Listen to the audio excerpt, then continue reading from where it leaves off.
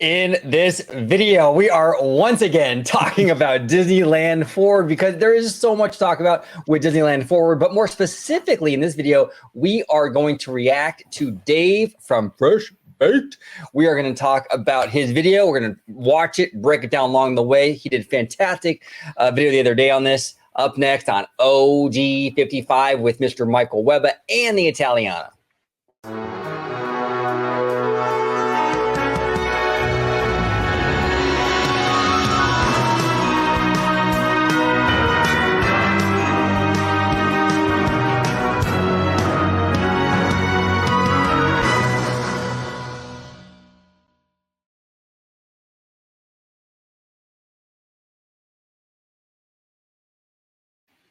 Welcome aboard to another episode of OG55. I'm going to introduce my fantastic panel, then we're going to dive right in. We got the one, the only Mr. George, the Italiano, looking like a militant pixie duster again today. Yeah, that militant look is definitely coming back, especially since right now I can't do nothing with my hair, so I'm just like, screw it. And I can't take credit for that joke. That was our friend Kiki and Luca. So I just want to say, really, really funny stuff. But George, if you could let everybody at home know where they can find you on social media, sir. Absolutely. You can find me on X, formerly known as Twitter, at Disney George. You can also find me on Instagram under the Disney Italiano. And of course, you can find me here on my home base at Orange Grove 55 with Citrus Corner with all that sweet, juicy, but sometimes sticky Disney news and info. There he is. And we got the one, the only Mr. Michael Webba. We got Mr. Michael Webba in the house, our friendly neighborhood Spider-Man here on the channel. Webba, welcome back. OG, George, thank you so much for having me on as usual. I always, it's always a good time on here with you boys. You guys, hit me up and I'm out there swinging away in the city, right? I'm like, you know what? I'm gonna let the city at the cops handle this for a little bit. So I'm gonna come right in, web sleep my way into the video, and let's rock this stuff. Absolutely, absolutely. And Webba is working on some content for the channel, which we'll be sharing very soon, which will be very, very interesting. So look out for that. All right, let's go ahead and check this out. Okay, Fresh Baked. Okay, so this is courtesy of Mr. Dave from Fresh Baked. What is real? Third gate possible? A complete tour around the Disneyland Forward sites. So great video here. And what we're going to do is we're going to play it like we always do, and we're going to stop it along the way and kind of react to it. Let's get started, boys. And mind you, I haven't gotten my YouTube premium yet. I am working on that. So if we get some ads, you know what I'm saying? We'll get it done. We'll get it done. But yeah, next time. Ending in Section 4F of the Simba parking lot at the Disneyland Resort, one of the future sites of the Disneyland Forward expansion projects. And over the course of the next few decades, Disneyland will be building more theme park right here. And today I'm going to take you around this site and others to show you the reality of Disneyland Forward. What is it really? Where is it really? What should we really expect? New theme park, new hotels, new parking lots. Recently, the Anaheim City Council gave their final vote. Disney's request to change how the undeveloped properties they own are zoned has been approved. Now, sites that were once strictly zoned for parking, like the one we're standing in now, can be transformed into beautiful, crowd-pleasing theme park space, something fans of the Disneyland Resort have been long wishing for. So, George, they can transform that into fabulous Toy Story Land, right? Exactly. all that time for Toy Story Land with an extra long Slinky Dog, right? Extra long Slinky Dog. Oh man, my nickname in high school. Yeah, right. Wait, yeah. Well, I was just about to say from Toy Story or from George. Right. Exactly. Yeah, exactly. But I do apologize, Ebba. I did interrupt you. I'm sorry, brother. No, you're good. So I was going to say, I actually just went down to downtown Disney about a week ago to meet up with the good friend Mindy. And when I went to downtown Disney, I parked in the parking lot there. And I know, from that image, you can tell it's big. But when you're actually down there, though, I forgot how big it feels when you're actually in the parking lot there. Like, there's a lot of space that I'm like, okay, yeah, there's actually a lot of room that they can actually work with here. Yeah. Oh no, it's massive. George and I, when we were walking back to your hotel a few times, we made that journey. We would pass the Toy Story lot. It's big. It's really big. I mean, it's the same acres as DCA, like theme park stuff. Like DCA has a little bit of an edge if you count the Grand Californian. But if you take out the Grand Californian, they're about the same size. They're both about 75 acres. So it's a good little plot of land, that Toy Story lot. More than anything, we want more Disneyland. There's this lot, the Simba lot, the downtown Disney parking lot, and the Disneyland Hotel parking lots, and the Toy Story parking lot. And of course, there's this little bit of mystery right here, a slice of park that has me more than a little bit befuddled. We'll explore all of them, as all of them will undergo a transformation. Really quick, I just have a question. Wait, he said befuddled. I like that. Yeah, and George, you said something the other day where I was like, "Oh wow, your white boy really came through." I forgot what it was, but oh man, I totally forgot what it was. Yeah, I know exactly what you're talking about. I said something and you went, "Wait a minute, what is it?" I think it was during one of the Hey Bricky videos. Yeah, but Dave was giving you a run for his money with that one, so I don't know. That's interesting. Go ahead, George. I do apologize. I was gonna say, because I think I mentioned this before. Dave had mentioned the 3 parking lots. He mentioned the Simba, the Downtown Disney, and the Toy Story parking lot. But what I think is funny is no one's really talking about the Stitch parking lot. I mean, I know Bricky had mentioned it before about, the possibility of Frozen, the Kingdom of Arendelle going in there, but a lot of just intertwining into the Disney community that no one is talking about the Stitch parking lot. I think it's mainly because everyone kind of knows, they see the writing on the wall. It's going to be DCA that's going to get the expansion first. And so I think that people understand Simba is going to be, or not Simba, I'm sorry, Stitch is going to be Disneyland, but they see that probably further down the road. Gotcha. And I mean, that's just my speculation. I could be completely wrong, but I think people feel DCA is more imminent. And do you think Stitch could actually come first, because all they would really have to do? Well, no, because they would have to cut through the road, right?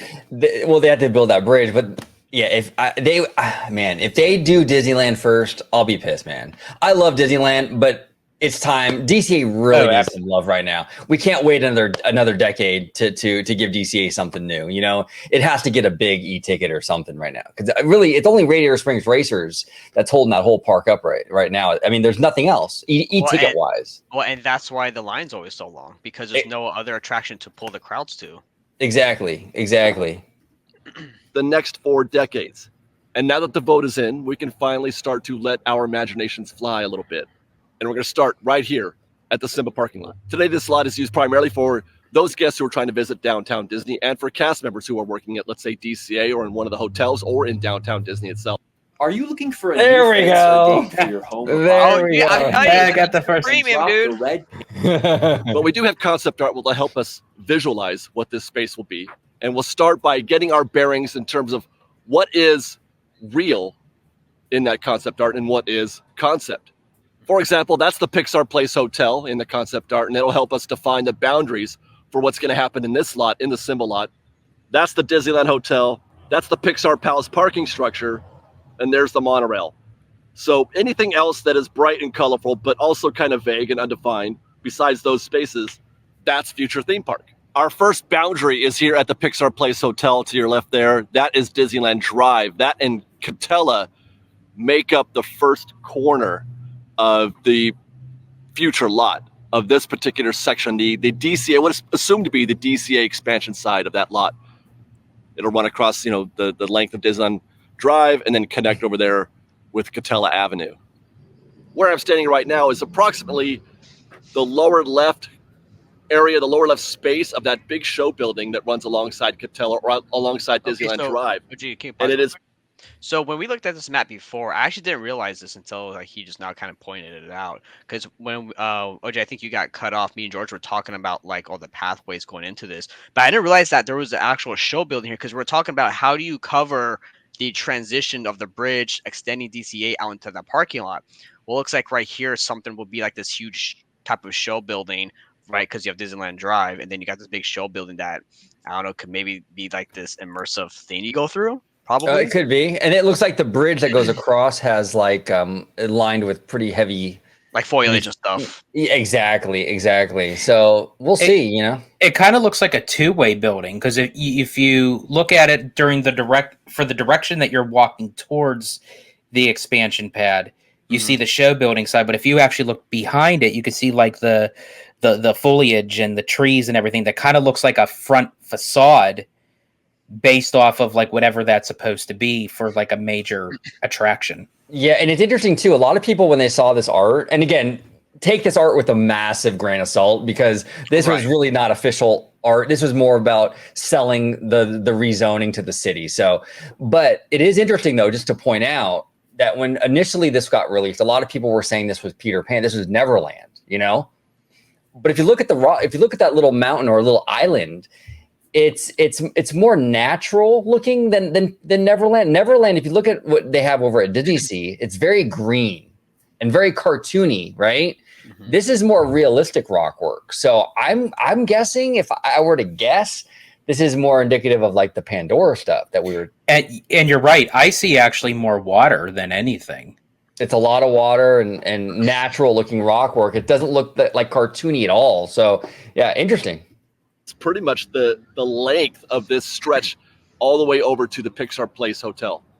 So that means this stretch all the way here is going to be, well, according to the concept art anyway, we're going to let our imaginations work on this because we know that the concept art doesn't really mean anything, but that's what they're envisioning is a show building the size of the space that we're looking at right now. Everything that's in frame is all show building. That's Rise of the Resistance size. That's big. Radiator Springs size type show building. We'll keep making our way down to the corner and head towards the space that runs alongside Catella Avenue. That's the stretch here. The Anaheim Convention Center is just on the other side of those trees. About a third of the way up is where the concept art is showing us a very Neverland-looking scene, a Peter Pan style mountain if I've ever seen one. That doesn't necessarily mean that's what they're going to build. Again, concept art, but that's what they're putting on this art. And I guess this is a good point to ask or to wonder if they've got this correct in terms of where stuff is going, because there is an issue with noise ordinance in this space. As you know, the direction that we're heading is towards Walnut Avenue, which as we speak is... pause it just real quick? Yeah, very end. I got you. So just looking at this kind of POV, right? Because I said I was here just like a week ago or so, and if you look, there is a lot of space. Like there's a lot of space, and I'm trying to imagine walking through like a land they made. Like, do you think it's possible they can fit 2 to 3 lands in this space alone? Probably. I mean, I think from what I understand, this is about 35 acres, I believe. So, I mean, how many acres was Pandora in Animal Kingdom, George? Roughly around like 10, 11.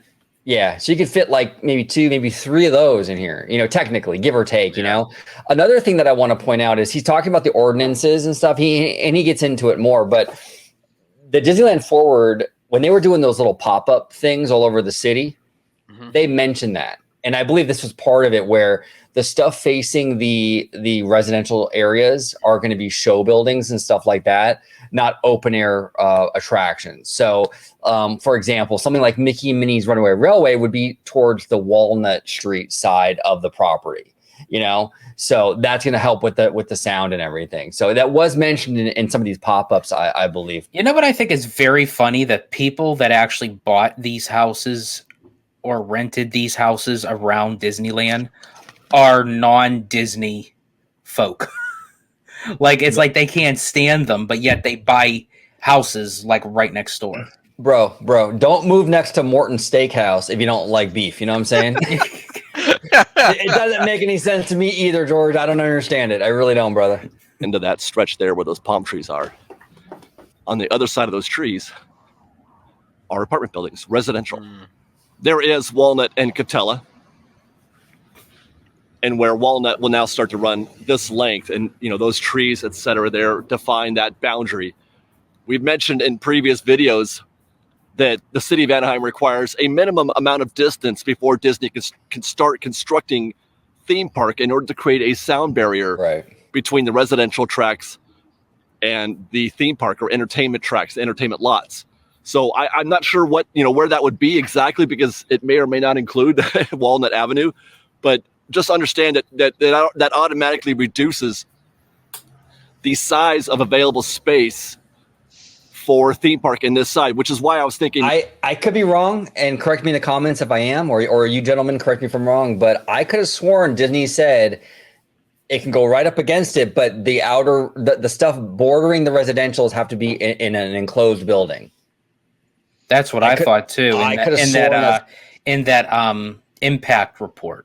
That's what I thought. Yeah, and I thought that was passed and everything through the city council. I could be wrong, but I could have sworn that's been addressed. So obviously something like the Incredicoaster you couldn't put along Walnut, but something like Mickey and Minnie or Rise of the Resistance you could. It's just a building. Maybe they would rather put that big show building on this end as opposed to the end on Disneyland Drive, because Disneyland Drive does not have the same sound ordinance. Those sound barriers exist only where there is residential on the other side. Likewise, if you were to go over here to Incredicoaster and Raider Springs Racers further, and look how far Pixar Pier is from where he's standing. That's how big this park is going to be. You're taking basically, if you fill this whole space in, like say 30 acres for DCA, that's like half a DCA added onto the park. I mean, that's massive, you guys. And this is where it would make sense that if Pandora is going to go into DCA, this would be, I feel like, the best location for it, because you can have it part of DCA, but it could be so separated from everything else that it could just feel like its own thing. Yeah. Where if you put it in Hollywoodland, it's going to be smack dab right in the middle of everything. Yeah, well, then you got to work around the monorail beam and all that other stuff. It makes it way more complicated. This is a fresh slate. It's just a parking lot. You can go in there and really do what you want to do. So here's my question, OG, and George, because I know you've been there a lot. But OG, I know you went there for the first time. Compared to one of Walt Disney World's parks, like Animal Kingdom and whatnot, how, like, if they made like that DCA extension from where you see Incredicoaster all the way to the parking lot here, would that be bigger than one of the Magic Kingdom parks? I don't think so. Definitely not Animal Kingdom. Definitely not Animal Kingdom. Yeah, you can go. Yeah, with Animal Kingdom, you can't see any kind of sight lines from one land to the other. That sucker's huge. I would, if like of where David's pointing right now, of where he's standing compared to, you can kind of see it in the distance. You can kind of maybe get a little bit of Epcot, because Epcot is very flat and opened. So if you're over at World Showcase and you're over by the France Pavilion or the UK Pavilion and you look straight across over, you can see Spaceship Earth. You can see the future world. I'm still going to call it Future World. I'm sorry. I'm not giving it like this neighborhood bullshit. The Future World side of Epcot, that you can kind of, it gives off a little bit of that feel. And even a little bit of Hollywood Studios, because depending on where you are in the park, if you're over in Toy Story Land, you can kind of see like Galaxy's Edge in the distance, and you can kind of see Tower of Terror in the distance. Because I asked that because it's like, okay, if there is this much more of an expansion, right? The first thing is that they would have to make the transition natural from DCA, right? Because obviously, if you don't, it's going to look like just some add-on to DCA. Yeah. And then on top of that, if it's this much space that they're able to work with, because this looks like a lot of space, and even from where he's at, there's more that's going this way to like his left. Do you think, depending on where it stops, if it's like at the Pixar hotel, but do you think that for them, they're like, okay, well, we do have Toy Story a lot, but because we just have so much space, we expanded these parks. Is that justifiable to make a 30 gate then? If we have two parks that we're extending basically this amount of space, that is like a lot of room. I think so. Eventually you run out of space. So eventually this will get used up, and eventually you're going to want that third park. I still think third park is way out there in the distance, like 15, 20 years from now. But you want as much land as possible to like play with going forward. Even if you don't plan on using it right away, you still want to have that option. So I think ultimate goal is, Toy Story lot will be a third gate. But I think in the meantime, right now, they're going to focus on these two parks and kind of expand them out into these little areas, you know? Now, really quick, OG. Now, when you said 35 acres. Is that the whole entire Simba parking lot, or was that just the section that Dave is standing in? Well, I think that's the whole parking lot. That's the So whole it's about Simba like lot. 35 Yeah, acres. 35. Yeah. Okay. Down Catella towards Harbor Boulevard, they run right up against Catella because on the other side of Catella is just the Anaheim Convention Center. Likewise, does not have any sort of noise or sound ordinance attached to it. They can build right up against the street. So it would seem logical to me as a lay person just standing out here in the middle of the Simba parking lot that where I'm standing now, this should be the show building, the big show building. What could it be though? What could it I be? feel like the first thing that they need to build is Pandora, is Avatar Land, the Avatar experience. I feel like that's the first thing that they should be building in terms of any kind of expansion, theme park wise. That's the thing that they've been hanging their hat on. They've been talking about. They're like, we've got plans. We're going to do this thing. It's going to come. They've been selling that. So I feel like, because I don't believe that they're going to build, nobody believes really that they're going to build all of Disneyland Forward all at once. It's a 40-year project. And they don't want to. They're going to do this in stages. They're going to open up. And that's the thing. You don't want to do that. They're opening up this land to have expansions for decades to come. You don't want to blow your entire expansion in 5 years. You want to be able to spread the investment out and get that return on an investment for decades to come. You don't want to just do it all at once. That would be a waste. Because what if they did that? Then you're back to square one again. You got nowhere to go. Which actually someone made a comment in Dave's video, and I actually responded to them because I wanted to bring up this point. They said Epic Universe is building a park within like a 5-year range, and this is going to take 40. Come on, Disney. And I'm sort of kind of quoting, but it was sort of something along those lines. And I responded to this person's comment by saying, well, the difference is Epic Universe is one theme park. This is going by a whole entire resort. Second of all, Universal and Disneyland have different, well, Universal in Florida, I should say, and Disneyland in California have different laws they have to kind of go by of what they're given. And the Disneyland Resort is not as big as the Universal Orlando Resort, because now that they're adding on Epic Universe, it's going to be even bigger. And because of the ordinance with residential and other businesses surrounding them, they're only limited to a certain amount of land. So if they could, and I said to this person, they could use all this land up at once, but then it would just be a one and done, and that's it. They'd have to start replacing stuff. Right, exactly. I don't really know what the look. This is an investment for the future. This isn't like let's build as much as we can all at once. That's not smart business. You know what I'm saying? There's more strategy involved than just building everything at once. Plus, also too, right? For us fans, right? I mean, for me, especially in California, I mean, Yoji, right? It's exciting for us to. We're always going to have like new announcements, new cool things coming up in the future for us, right? It's not going to be a one and done thing, and then okay, we got nothing left, guys. There you go. Whereas like in 10 years, OG, we'll have some more new stuff. 15 years, some more new stuff, and it's going to grow and grow. And so that's like the really exciting thing here is like you say, you don't want to blow all your load as George does. You want to spread this out. Yeah, absolutely. It would be malpractice for them to just try to do it all at once. Maybe one land at a time. If I had to predict, I would say it makes sense to open the Avatar experience first.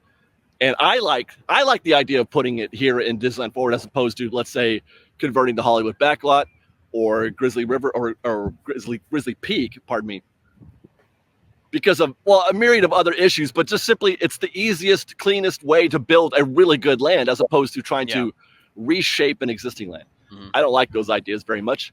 I mean, they've done okay in the past, but they've also failed as well. So if you're going to build Avatar, I feel like you need to give it 100% or more.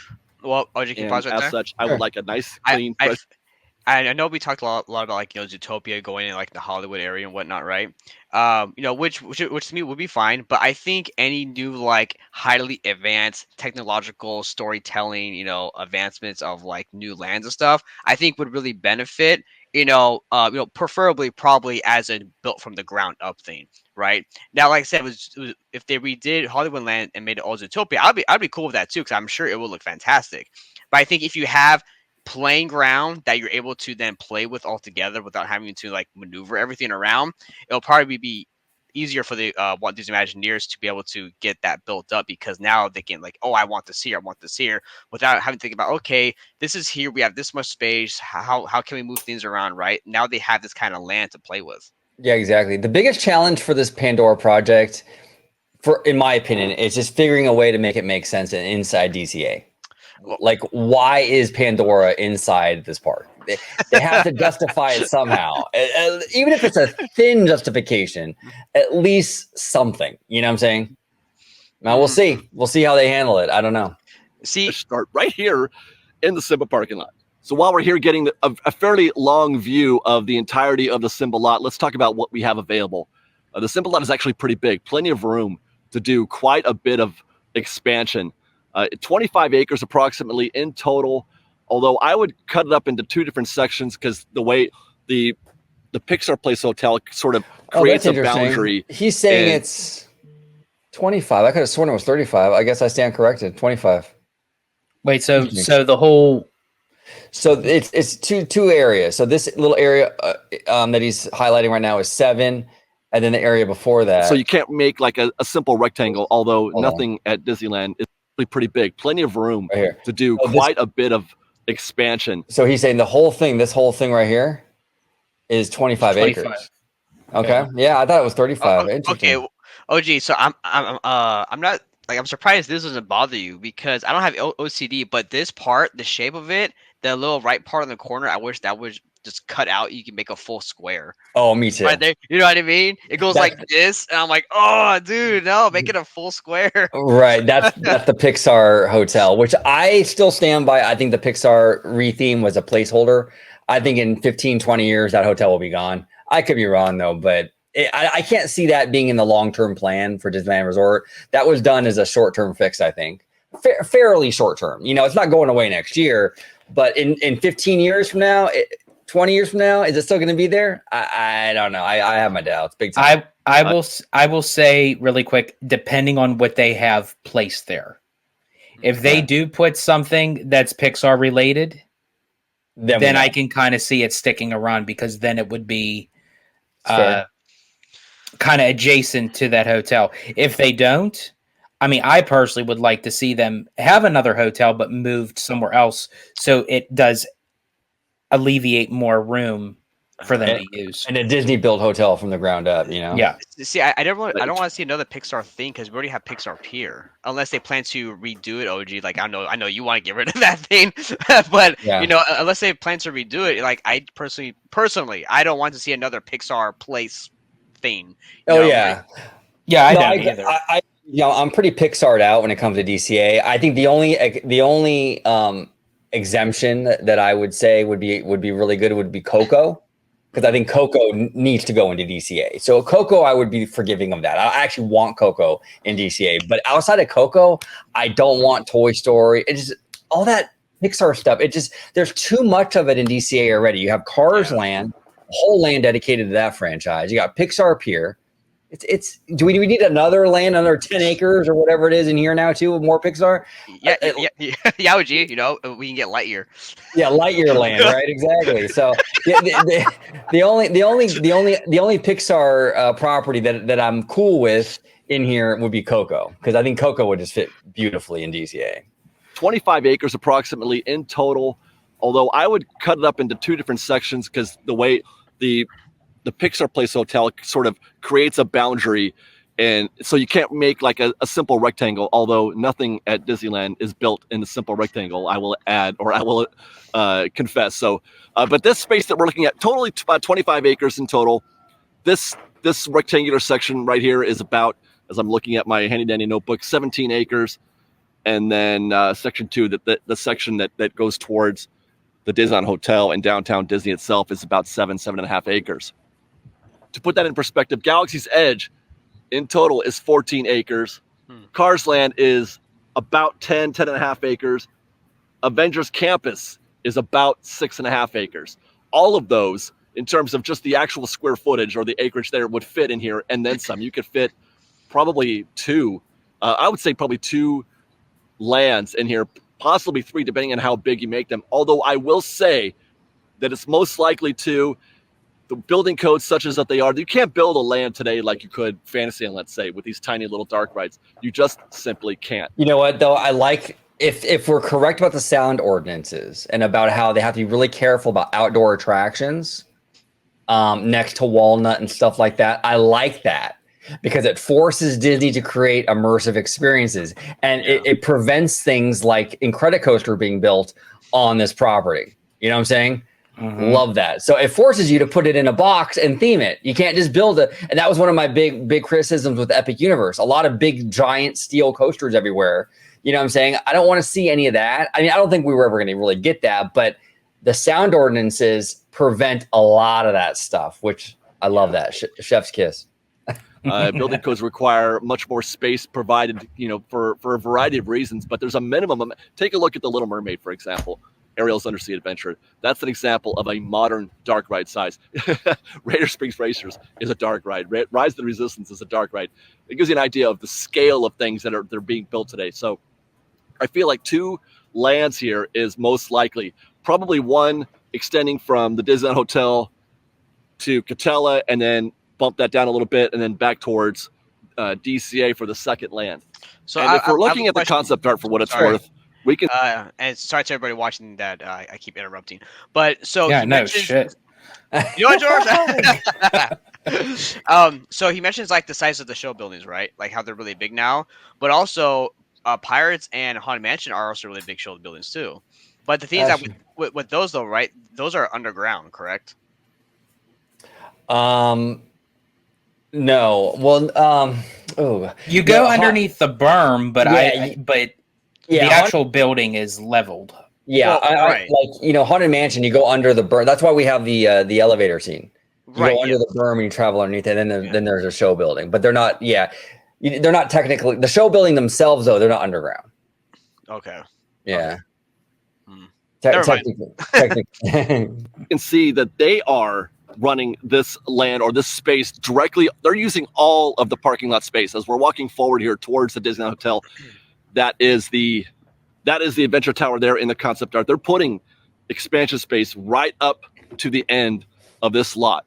So theme park extends across the street, heads towards the Disneyland Hotel, downtown Disney. It'll actually make a right turn, the actual theme park expansion, because there again is the Pixar Place Hotel and its parking structure. These would remain, so they would have to build around that and curve the space into that section. See, that's gonna look very out of place. Weird. Yeah, that's gonna look so weird. You would just have to cover that stuff with rock work and things like that. You know what I'm saying? You would have to design it in a way where it. Don't get me wrong. I mean, Disney can, as I said, do whatever. Let me rephrase that. Disney can make anything happen. Obviously, I just think from one side of the hotel to the other, you can make a facade, but then it's. To the people staying in the hotel, what is going to be their peripheral vision looking at all four corners? Because anytime that you see a hotel incorporated into a theme park, for instance, like Epic Universe, like Tokyo Disney Sea, they have the hotel that's on the back end of the park. Right. So when you look out, you see the whole scope of the park where it's part of the park, but it doesn't interfere with the interweavings of people walking. Right. Because the hotel's on the edge. It's on the edge, so where it's not like in the middle where you have to worry about like the sightlines and everything. Which that's going to be a kind of tricky situation here too, unless later down the line they decide to just bold those. Yeah, I do think that thing isn't going to stay. I mean, obviously, the retheme bought it a little bit of life, but I think 20 years from now, the thing's probably going to be gone. But you do rock work, but you make a good point, George. If you do rock work, you can't do just one side of it. You would have to do the rock work on the other side for the hotel. Like you can't you can't create an eyesore for all those hotel guests. Right. Not to mention also the parking. Well, that too, and then also for the people outside of the park. Remember, because they said that the newer structures are going to have a 360 theme to it. Yeah, it's gonna have to. Yeah. And then to kind of put a bow on this whole thing, what we're looking at right here, that's the entrance right there, as we mentioned earlier. That's where guests come into park. That's also probably where guests are going to cross the street from DCA. This is supposed to be an expansion of DCA. That's the idea anyway. So that they would build a path that would connect DCA through Disneyland Drive, either a bridge or a tunnel or something, who knows, and somehow the guests would find their way over here. I'm Aubrey. One I second, went everybody. to St. Jude because I had a cancer. I mean, that's one of the more interesting, curious parts of this process is how do they connect these two lands? Because there's quite a bit of space. There's quite a bit of distance that guests have to travel to get from, Disneyland or DCA proper and get over here to the parking structures or to the parking lots, to the Simba lot and to the downtown Disney parking lot. Neither one of those spaces are exactly close. Not just Disneyland Drive, but also all that backstage area, all that backstage space. DCA is probably going to connect, I'm guessing, where that fence is, the backstage fence where the parades come in and out of with the big picture ball there. I'm assuming that's the beginning of that point, but you have to traverse to get from there to this side of the lot. You have to traverse a whole bunch of backstage space, and then you have to cross the street. It's going to be interesting. Let's continue this conversation on the other side of downtown Disney at the downtown Disney parking lot. Theme park, hotel, right here. It's all connected. Downtown Disney right here with a path to it. A little bit of a mystery happening right here. We'll get to that. That is our second of 3 lots, expansion lots for Disneyland Forward. That's the downtown Disney lot here on your left. And on the right is the lot for the Disneyland Hotel, separated by Downtown Drive. And I'm currently standing in section 6F of that downtown Disney parking lot, plotting that on the concept art. Once again, we're pretty much right in the middle of that show building in the lower right corner of that concept art. On the ground, it doesn't look like as much of a space as the Simba lot, but it's actually, when you combine those two lots, it's actually bigger than the Simba lot at 26 acres or around there. Wow. Other side of those trees is the Pixar Palace parking structure, and beyond that, the Mickey and Friends parking structure. There's the walking path. That, once more, is Disneyland Drive, same street that we saw parallel down there at the Simba lot. And then on this side right here is Magic Way. This is the street that was the subject. Magic Way was the subject of a lot of debate with the city of Anaheim and the residents of this area. Disney wants to take over. They basically purchased this street. Although it is their land, they want to take over running it and close it off as part of the Disneyland Forward expansion. So that was a point where, the residents were saying, no, we use Magic Way. And Disney's like, no, you don't. It's not very well trafficked. No, that's a conversation for another day. As we walk this length that parallels Disneyland Drive, you may not see it yet in the distance, but way up there is the downtown Disney monorail station. And that actually is one of the borders of this space, of this lot. We will not be, I don't think, well, certainly it's not going to be running into the monorail station there, but they could demo the Rainforest Cafe building there, the Star Wars Trading Post. This also, I believe, is approximately where they would try to connect this expansion with Disneyland. The idea being the Simba side would be DCA, this side would be Disneyland. On the other side of those trees, on the other side of Disneyland Drive, where you see that tram going by right there, that's the Splash Mountain Show building. They would go backstage at Critter Country and then navigate that path through here in much the same way as they would at DCA. A lot of backstage areas then cross that street. That stretch of monorail track that you're looking at there is about ready to head back into the Disneyland Resort, back through downtown Disney. We're standing approximately right here where that track starts to turn left, just shy of where the monorail appears. Sorry, guys. So I just wanted to so I asked you guys this question, right? And everybody watching at home. So we're told that Pandora is supposed to go in, or it's going to go in DCA, right? Right. Now, what if it goes into Disneyland, right? Or Disneyland expansion? because Um, because my point, my I was thinking about, right. I know that the whole thing was about Frozen going to the Disneyland expansion where he is right now in that parking lot. But what if Pandora actually went there? Because he said it was like what 26 acres if you combine the two parking lots there. right. No, well, Pandora went there because it has that nature aspect. I know they're different, but you have Critter Country, and then you have Pandora, where you have all like the kind of like the nature and like the critters that live there. Do you think that's like a possibility that they thought of? I think theme wise, I think Pandora would fit better in Disneyland. I do. It's a high fantasy kind of franchise, and it Right. works better in Disneyland. Um, the issue though is that DCA needs it more. Right, But right. it doesn't fit the theme of DCA so that's the dilemma they're kind of in. If they could give Pandora to Disneyland and then give us something at DCA equally as impressive, Hmm. like a Coco thing that has a really crazy e-ticket, that's cool. That would be great actually. But if it's going to be Pandora at Disneyland and then DCA sits for another decade untouched, and then we get Toy Story Land in DCA eventually or some bullshit like that. No, dude, we have to, we got to get something big in DCA. Like this is kind Right. of getting, they got to give us something. They got to give us something, but maybe it will go. Maybe look, if, I'm not against Pandora and Disneyland. Actually, I actually think that actually fits better over there theme wise. But Right. then what does DCA get then? That's the thing. That's the problem. See, I would actually say, again, I agree with you both. I would prefer to see Pandora in Disneyland as well, but I actually wouldn't use it for the downtown Disney parking lot area. I would actually put it in to where Bricky was saying for Frozen in the Stitch parking lot. And I know that they would be saving that for further down the road because DCA needs it more. But aesthetically pleasing and how it would fit better, at least the Stitch parking lot again is kind of disconnected from Disneyland, but it would still be part of Disneyland. That's where you need that cohesiveness, because with Pandora it fits, but yet it's out of worldly kind of thing. So you can kind of go off of Critter Country, Well, that's what I was saying. which is very outdoors, Right. and then you can have the Pandora at the Stitch parking lot.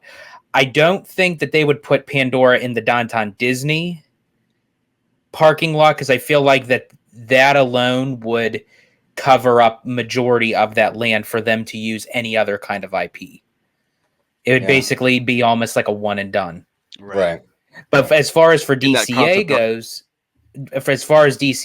that's where Disney kind of landlocked themselves, because I feel like, as you said, OG, DCA needs another e-ticket. And what better way to do it with Pandora, but it just doesn't fit the theme. But I think Disney's mentality right now is screw the theming. We just got to get another e-ticket in there. Right. and it represents a boundary, the end of the expansion space. It would extend that way towards the parking structures, and in this direction towards the Disneyland Hotel. Moving from the downtown Disney parking lot past Downtown Drive, connecting with the Disneyland Hotel lot. This is the other half of that expansion space, and it's probably logical to imagine that one land here and one land over there. Again, most likely due to the fact that the way they build things today, you're looking at just two lands in this space. Right. Which, just now as I contemplate that, I wonder if maybe they could squeeze a third into either one of these two sections, either one of these two lots. As I stand here, it looks quite enormous. It looks bigger than any space that you could find.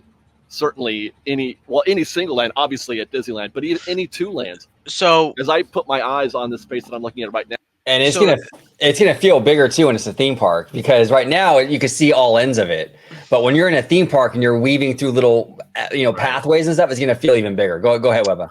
Well, okay, so that was going to be my question, though, right? Is I'm kind of a tiny bit concerned about how you were saying how it could feel bigger, but also too, like he was saying, you could maybe fit 2 or 3 lands, probably 2. But that's the thing, going back to the IP land that now Bob Iger is so bullish on wanting to do, right? It's like, okay, we got 2 lands, great, but now it's just that IP. Whereas the thing that I love about Fantasy Springs is that you have 3 different IPs in that thing. That's a smart money. That's a smart money. You don't even have to do a fantasy theme or a fairy Right. tale theme with these, but go use the model that Fantasy Springs sort of set. Right. Or actually, Fantasy Springs is almost like a return to form of the old school. You know, it's kind of like what's old is new again, kind of. But like do something like that where you can utilize 3 or 4 IPs in one little area, and that's why over there at DCA, do a Latin America land. And then you can have Coco, you can have Encanto, you can have 3 Caballeros. You can insert a bunch of these different franchises and have, you know, multiple IP. You know, hopefully they do that. You know, and then over here they can do for the 2 lands, they can do Lightyear and Strange World and call it the Sucking Ass Land. there you go. There you go, Jordan. Or like for example, right? Like, what if they had a land called World of Nature, and you had Encanto, you had Wakanda, and you had Pandora? Right. Yeah, exactly. Stuff like that would be really dope, dude. I hope they think outside the box with that. I hope they don't just plop down like a Frozen land, and you know, I hope they do a little bit more of like these multiple IP lands. Now the Disneyland Hotel parking lot, easily I feel like you could fit Galaxy's Edge in here easily and have a little room to spare. So what if you built, let's say, 2 lands of 20 and 1 land of 6? Avengers Campus, as I'm looking at my notes, is 6.5 acres. Cars Land is 10.5 acres, approximately. So either you don't go for the super ultra big land like Galaxy's Edge, which is 14. And if you do that, then you are limited to just a second land in that space. Or you'd go 3 lands, all 3 of which would be in the Cars Land or Avengers Campus size range. Yeah, it's interesting though because hold on one sec, guys. Because OG, you were saying, right, it's like that, you know, you have limited space, and you know, once you create what you create, you're landlocked, right? And now with just having these kind of individual IP lands that we're seeing everywhere, which are fantastic, by the way, don't get me wrong, if we got that, I'll be so happy, right? These are really impressive lands, but then you're stuck with that IP. And I don't know how much Iger is gonna. I mean, obviously he can see that Fantasy Springs is turning out to be very successful, which they may go that route, but at the same time, he did make that statement of talking about that 1 IP per land kind of thing. And he said, you know, it trends back all the way to Cars Land, and it was very successful. So I think when they look at the data upon that point, where like starting of how successful Cars Land is, and it's like moving forward, and no pun intended, it's like, okay, yeah, let's just keep doing that because it's working. So, but George, okay, so here's the question though, right? I know I asked a lot of questions, but is the concept or notion that every IP needs its own land a good idea? Not always, but I'm thinking that's just in Iger's mind, in Iger's world. Yeah. But no, I completely agree with you. I don't think every single IP that they use should be dedicated to having their own entire land, because again, you're not even just subjecting yourself to 1 IP, but you're also subjecting of how many attractions are in the land. Because when you're stuck on 1 IP, how many attractions can you really have of that 1 IP? Yeah, unless it's a vast universe. Like I think there's exceptions. Like I think Star Wars can warrant its own land. That's a big universe. I think Marvel can as well. Marvel has like a bajillion characters they can mine. Like it's I mean, and it's eclectic mix. It's variety, you know. Yeah. Nintendo's another brand that you can do a land and multiple lands, you know. Right. But certain things. But like for example, I don't know what would be a good like Wall-E. No, probably not. You don't need a whole land for Wall-E. You know what I'm saying? So it's just kind of like case by case, you know. Even Inside Out, would you want a whole Inside Out land? I wouldn't. I mean, you know, these are kind of IP that you can kind of do like one and done kind of attractions and what have you, you know. But yeah, we'll see. Concept art. We're standing approximately in the back corner, the top right corner of the concept art. That's the Lilo parking lot today. Where we're facing now through that fence is that grassy mountainous area in that top corner. Looks like that's probably a show building as well for a bigger attraction. You know, something like Rise of the Resistance, where they have, you know, the entire show building is obscured by a very well placed mountain range. And then as we pan to the left, you can see a little bit of that mountain. And then what we're looking at right now is the convention center, the Disneyland Hotel Convention Center. which brings up an interesting observation. This is the Disneyland Hotel parking structure. We've already assumed how they're going to displace the guests that are parking at Downtown Disney. We've assumed how they're going to displace the guests parking at Simba. And we've already assumed where they're going to displace the guests that are parking at Toy Story, which we're going to get to later. All of that supposedly is going to be reallocated towards the Eastern Gateway project, a new parking structure that they're going to build on the other side of Harbor. What about the Disneyland Hotel guests? Because you can't bust them in. You can't park them at the Eastern Gateway and ask the Disneyland Hotel guests to hoof it all this way, nor can you valet every single one of those guests. I asked that question. Make them walk. I look at that concept art, that building right there, which is presently the home of the convention space that they have here at the Disney Hotel. What they've drawn is a literal copy in terms of its design, how it looks as the Pixar Palace parking structure. Could that be a parking structure just for hotel guests? Awesome. We're going to keep heading back in this direction because I want to show you there's more. The limit to this property, the limit to this lot may extend past these trees. It just depends on how much they want to consume, how close they want to run the park to the fantasy suite or the fantasy tower, which is right there on the other side of those trees. Right here in frame would be that mountain range with the water features. We pan to the right. That's approximately that building. Looks like something you might find at Epcot, like an Imagination Pavilion. Yeah, totally. And then just on the other side of that is really quick question. Could this for both be of you. A parking?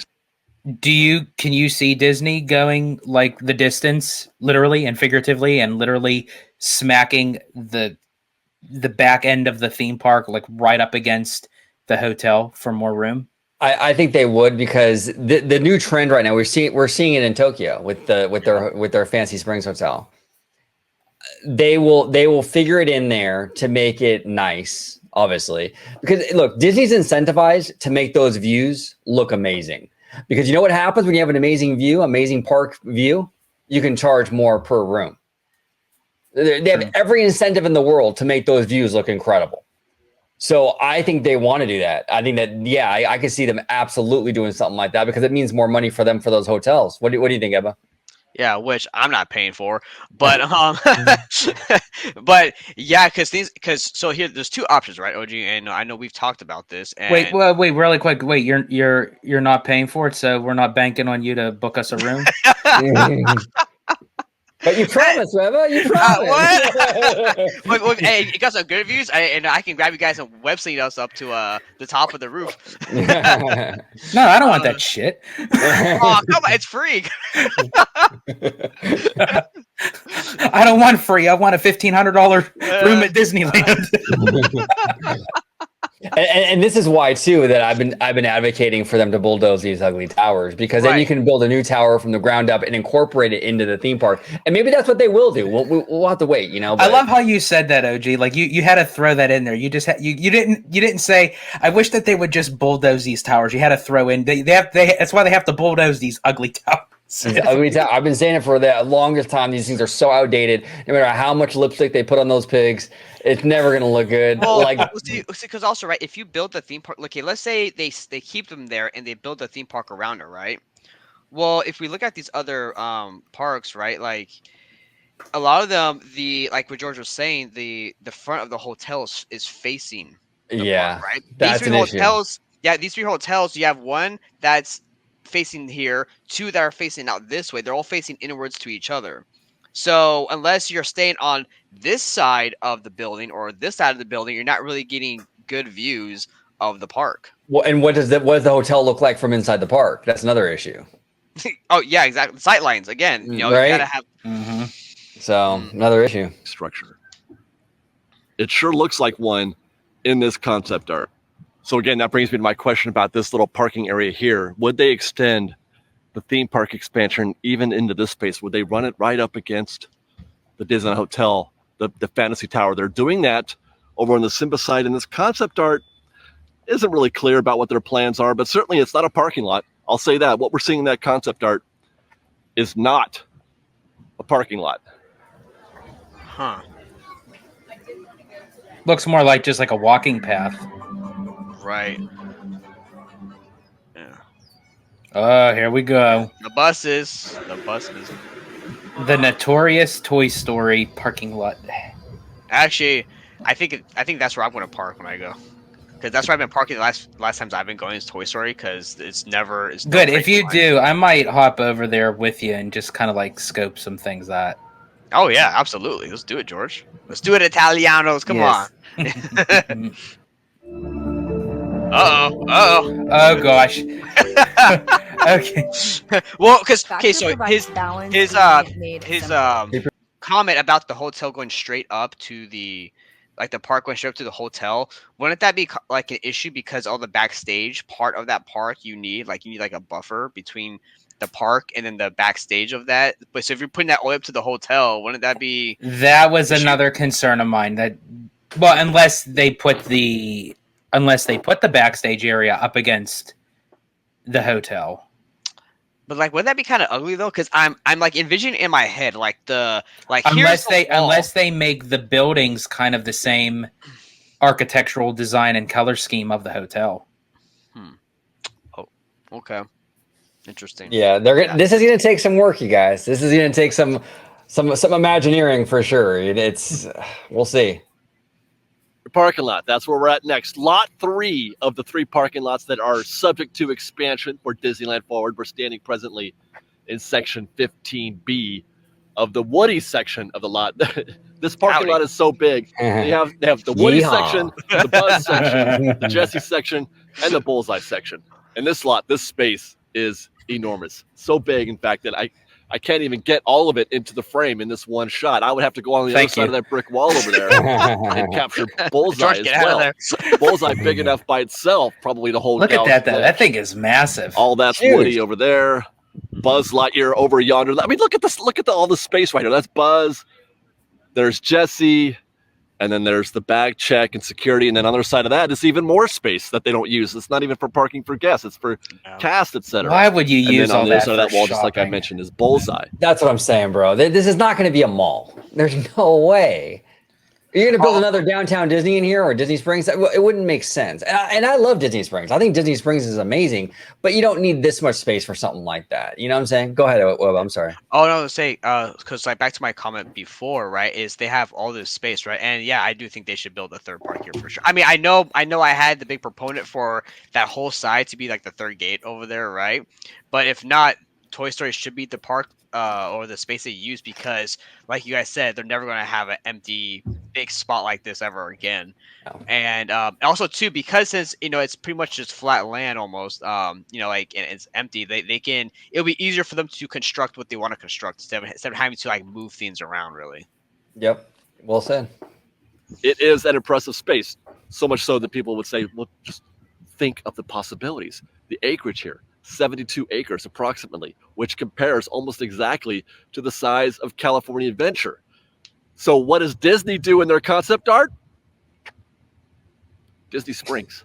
They're not even thinking theme park in that concept art. What a waste. But that does seem like it would be a colossal waste of space, does it not? An opportunity, the likes of which you probably will never get here in the Anaheim resort area. If Disney had plans to build a third park, a third gate, where else could they do it? They don't own enough land to make one, a continuous piece of property where they could put a whole theme park. It would be an opportunity wasted. So what is going on in that concept art? It's hard to say, but there's one thing that I think that a lot of folks are overlooking in that art that is a tell.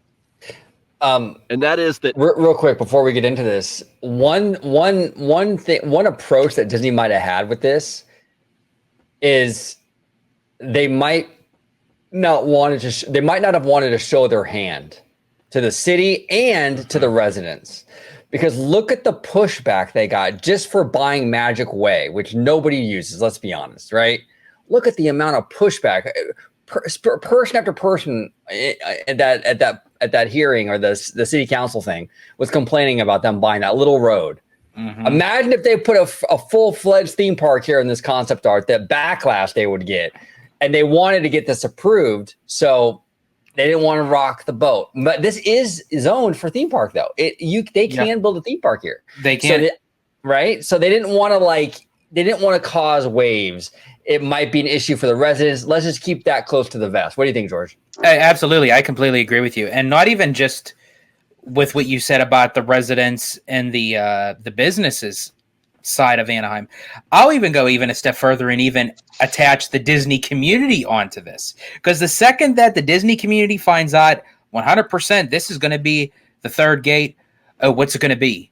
When's it going to happen? Oh, Disney's taking too long. I think Disney wants everybody off their backs so they could just kind of take their time with it and focus on it. When they are ready to make that announcement, they'll do it. And also, I think in Disney style fashion, they're going to catch us all off guard where, you know, you get a bigger roar from the lion, so to speak. So, sorry, go ahead. No, go ahead, but I'm sorry. So like I'm trying to figure out, right, is when you park, because I parked into Toy Story, numerous times. And I'm trying to figure out, because when you go to park, you're literally parking right out from the main road, like the main street.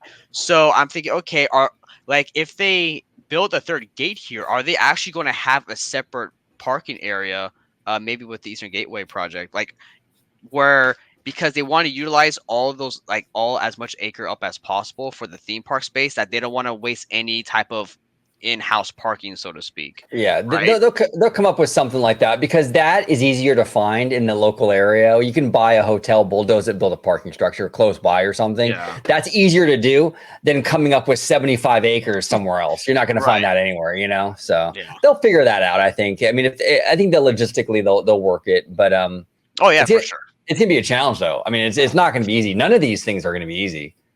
While it looks like they're using all of this space, if you look closely at the borders of what the Toy Story lot is today, the Toy Story lot that comprises 72 acres worth of land, thereabouts, what's being used in this concept art is about half of that.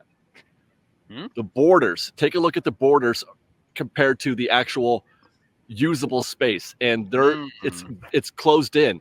They've given themselves an enormous amount of cushion on all four sides of this property where they're not using it. It's either backstage or I don't know what it is, but it's about 32 acres out of the 72. 32 acres are being occupied in that concept art. One big reason for that. This is the Jesse lot where we stand right now, and where I am right now is the furthest point that I can access in this lot. There's a berm and a fence, and beyond that is considerably more parking lot. You can see where they had endeavored to extend the Buzz Lightyear lot down there. They finished that space, but they have never actually used it. This is the furthest boundary of the Toy Story lot, and where we stand right now in this concept art is right here, which is obviously considerably well set inside the perimeter of the actual parking lot. Interesting. Beyond that, you can see in the concept art and in the overhead photo the reason why they can't develop this entire space, and that is residential tracks. Beyond that large hedgerow that runs all the way over here and then back towards the rear. I could have sworn, and correct me if I'm wrong in the comments, I could have sworn that was part of Disneyland Forward's agreement. Or I remember seeing that on, I forgot where it was, but where they were gonna promise the city that anything facing or bordering residential areas would be enclosed, like show buildings. I thought that was part of it. I could be wrong, but I thought there was also like they had to had like kind of like a wall sound barrier between the park and the residential buildings. Right. Yeah, exactly. There was like that was all kind of addressed. Rear section on that direction. Beyond that hedgerow, large hedgerow, are residential homes. And as we alluded to in our conversation about the Simba lot at the very beginning of this video, there are considerations that have to be made for those residential zones. You cannot just put theme park right up against the boundary of a residential tract.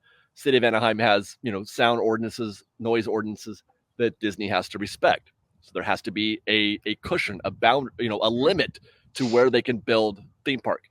A problem that neither Disneyland nor DCA suffer from at all. 100% of the theme park space occupied presently by both DCA and Disneyland are within either retail or commercial zoned areas. That means there's no residential anywhere close to Disneyland or DCA. It is close. And they still complain.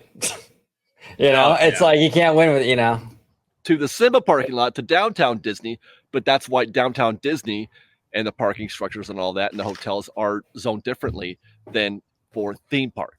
So there is no chance, zero chance that Disney could use all of those 72 acres. So you can't compare it evenly to DCA, for example, which everybody wants to make that connection. Yeah, I respectfully disagree with Dave. I think there is, if you have a bunch of show buildings on the perimeter, I don't see why that would be a problem. I have to respectfully disagree too.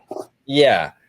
I mean, honestly, do you hear any, when you're in the train, like, do you hear Indiana Jones, like, from outside, like, of that show building? Do you hear Rise of the Resistance from outside their show building? Not to mention, you're not going to have the actual attraction smacked up against the residential because you're going to have still Backstage and stuff. Backstage area. So even with it, when you have backstage buildings, not a lot is actually going on where there's like a whole lot of noise, and you could even still have a little bit of a sound barrier cushion in between the backstage area. Yeah. So, but that doesn't mean you can't necessarily use all of the acreage. Yeah, exactly. And like, I can understand, like, you're not going to want like an open air, roller coaster over there, bordering those residential homes. I'm sure that wouldn't be allowed, but a big show building, there's zero noise coming from those, because of the similar acreage. Now, mind you, DCA does have its own, inset. They have their own backstage areas, and you could probably use some of that. You could use backstage as part of that buffer. Yeah. But I don't know if that completely solves the problem for Disney's purposes or not.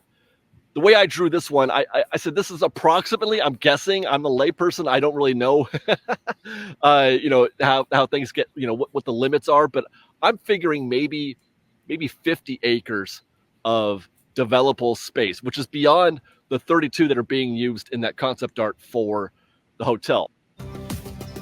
Yeah. See, and that's actually what I was saying too, because what if that was really, we're looking at that piece of concept art like it is, which a lot of people are saying Disney Springs kind of thing.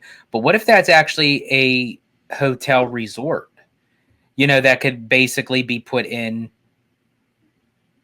I know Dave is saying kind of like 32 out of the 72, but you could even make it go a little bit smaller to where, you can use 40 or 50 acres for a park tied with a hotel.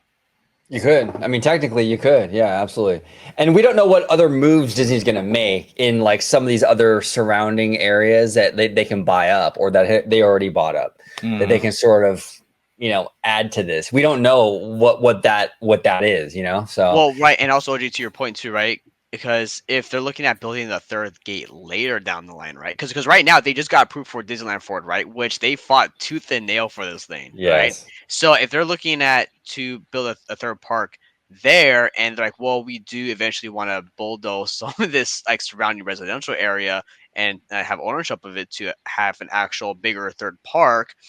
I don't think Disney is going to even attempt to do that right now. I think that would be a later down the line thing where after they've expanded Disneyland, DCA, made a bigger shopping area, whatever. Then they're like to the city, hey, look at all this awesome stuff we just got. Now imagine the possibilities, guys, if we could buy up this other extra land, and I'm sure residents obviously would have a fit about it. We know, right? I mean, I understand because that is people's homes, right? But I think who gives a shit? Not you, George. But I understand though that like they wouldn't want to do that now. They would probably wait like 10, 20 years later to probably want to ask for that land.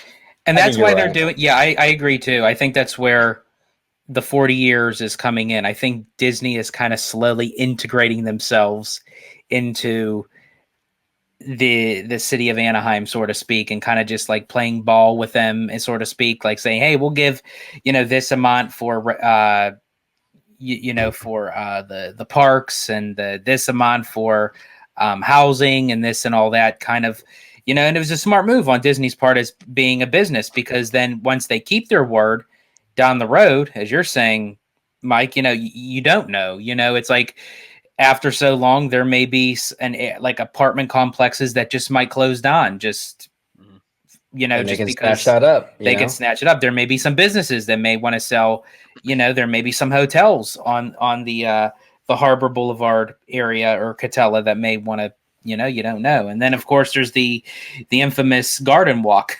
Right. Right. Exactly. Certainly, you've got 2 spaces back there. You're putting 2, maybe 3 lands in the space occupied by the Simba lot. You're putting 2, maybe 3 lands in the space occupied by the downtown Disney parking lot and the Disneyland Hotel parking lots. The sum of those 2 spaces is still just 50 acres itself. So is 5 or 6 lands, does that constitute a theme park? Is it is 50 acres, is 2/3 of DCA enough to require a separate gate?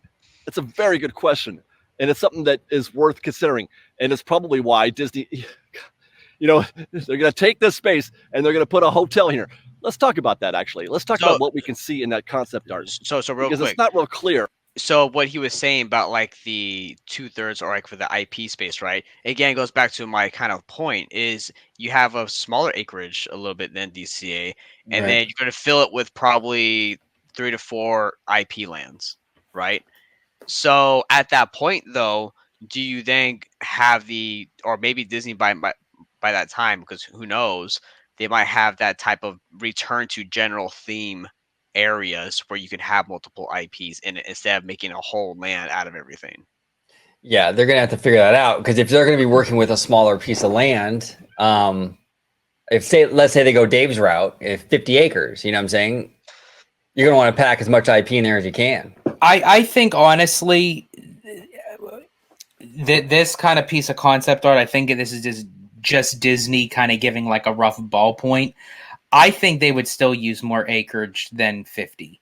Even if they're not going to go all the way smack up against to the back of the residential, which again, I still think that they could possibly do if they maneuver it correctly with the backstage area and a lot of the sound barrier kind of thing. But I still think that they can kind of stretch that area out, even to get another 10, 15 acres on it.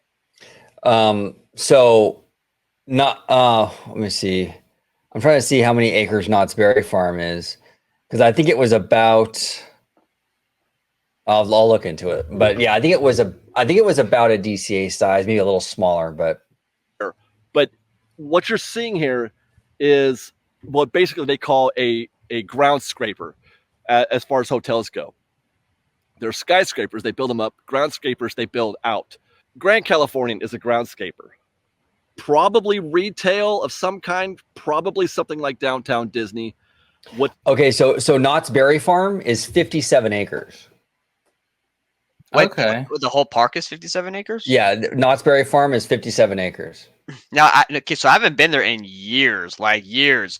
I think I haven't been there longer than when I hadn't gone to Universal for. But when you went OG, like, did the park feel like smaller than DCA or anything? No, it felt comparable to a DCA. What did you think, George, when you were in it? Did you feel like it was massively smaller than DCA? I didn't really feel that. I thought it was actually around the same, to be honest with you. But now the only thing we have to take in consideration too, when you're looking at 57 acres with Knott's Berry Farm, is they have very amusement park-esque attractions. Yep. Right. So and those take up a huge footprint, kind of. Those big coasters do, you know? Yeah. So when you do something to a Disney caliber theme park, you're going to need massive show buildings. That's going to take up a lot more acreage. But as I said, 50 acres is doable. But I think, honestly, for a third gate, I think Disney's going to want to pull out all the stops, because as you and I have said it many times on the show, it's like they're not going to waste all this land. They can't on shopping and dining. Well, and as then- much as Disneyland Resort needs more dining, I agree with that point. But you don't need 72 acres of it. Yeah, I don't need a Cheesecake Factory. You know what I'm saying? I'm good. I go to the one by my house. You know, I'm not going all the way to Anaheim for that. You know, and here's the thing. It's like, okay, people say, well, but the hotel. But here's the thing: you're not going to get more hotel occupancy if you don't have another park. Right. You know, like you need a third park to justify another hotel. I think, in my opinion. I mean, they already have 3 hotels. And they only have 2 theme parks. Well, but on top of that, OG though. But here's the thing: Anaheim has a lot of good neighbor hotels. Right, they do. They do. Shout out to the Queen's Inn. Yeah, right. The hotel is those buildings that comprise the perimeter. Those buildings here Actually, on the edge. I don't think is Queen's Inn part of that. I don't think it's part of that, huh? The Good Neighbor hotels. I think it's only the ones like right next to it, right? Or is it?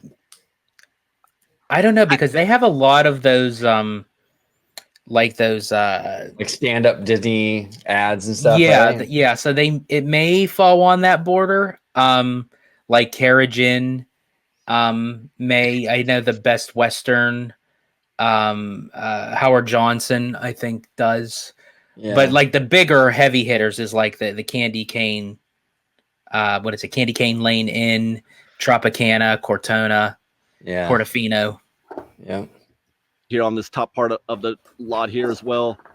That's actually, I'm guessing, the entrance. It's also approximately where the entrance is today for the Toy Story lot.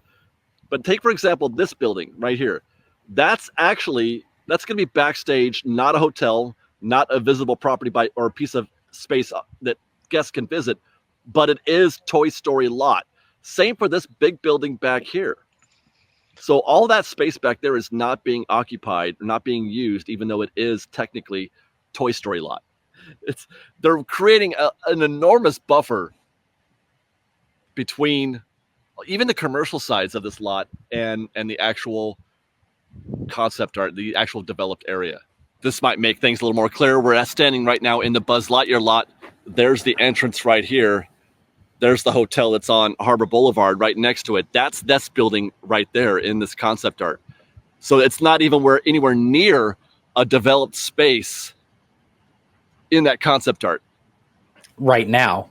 They are using all of the space right here as cushion. I'm telling you right now, they played it super safe with this art, and I'm telling you, they didn't want to scare the residents off. You remember the point of this whole thing was to get the city, the residents, and the businesses on board. If you go in there going, yeah, we want to build a park here, a lot of residents are gonna have a lot of questions about that with congestion and all that other stuff. They did not want to open up that can of worms going into the vote.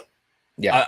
That's just my opinion. I could be completely wrong, but to the whatever you want to call it, Disney Springs like area doesn't even occur until right about here. And using that hotel as a reference as we pan to the left, that's where we can begin to see where we might find the first, on this edge of the perimeter, we might find our first example of actual hotel space. That curved structure right there would be obviously a wing of whatever hotel that they build. By the way, let's talk about that for a second. Mission, the idea here is to build a ground scraper, a huge footprint for a hotel. To give you some perspective, the Grand Californian, which is considered a ground scraper, it's got a very large footprint, occupies a lot of space in that lot. The Grand Californian is 15 acres, which is roughly half the size of what they're exhibiting here in this concept art, and about less than a quarter of the total overall space available here in the Toy Story. But that's lot. what I'm saying. They're not going to waste all that land. Well, okay. And so here's my question. And here's things like, okay, and what I want to say it's not like towards Dave or anything, but do we really? No, say it. Throw down. So Dave, no, I'm just kidding. But we love you, Dave. We do. We love Dave. Fresh bake. Fresh You gotta say it in the voice. You gotta say it in the voice. Yeah. Oh, absolutely. Every time. Okay, go ahead, Webba. I do apologize here. No, you're good.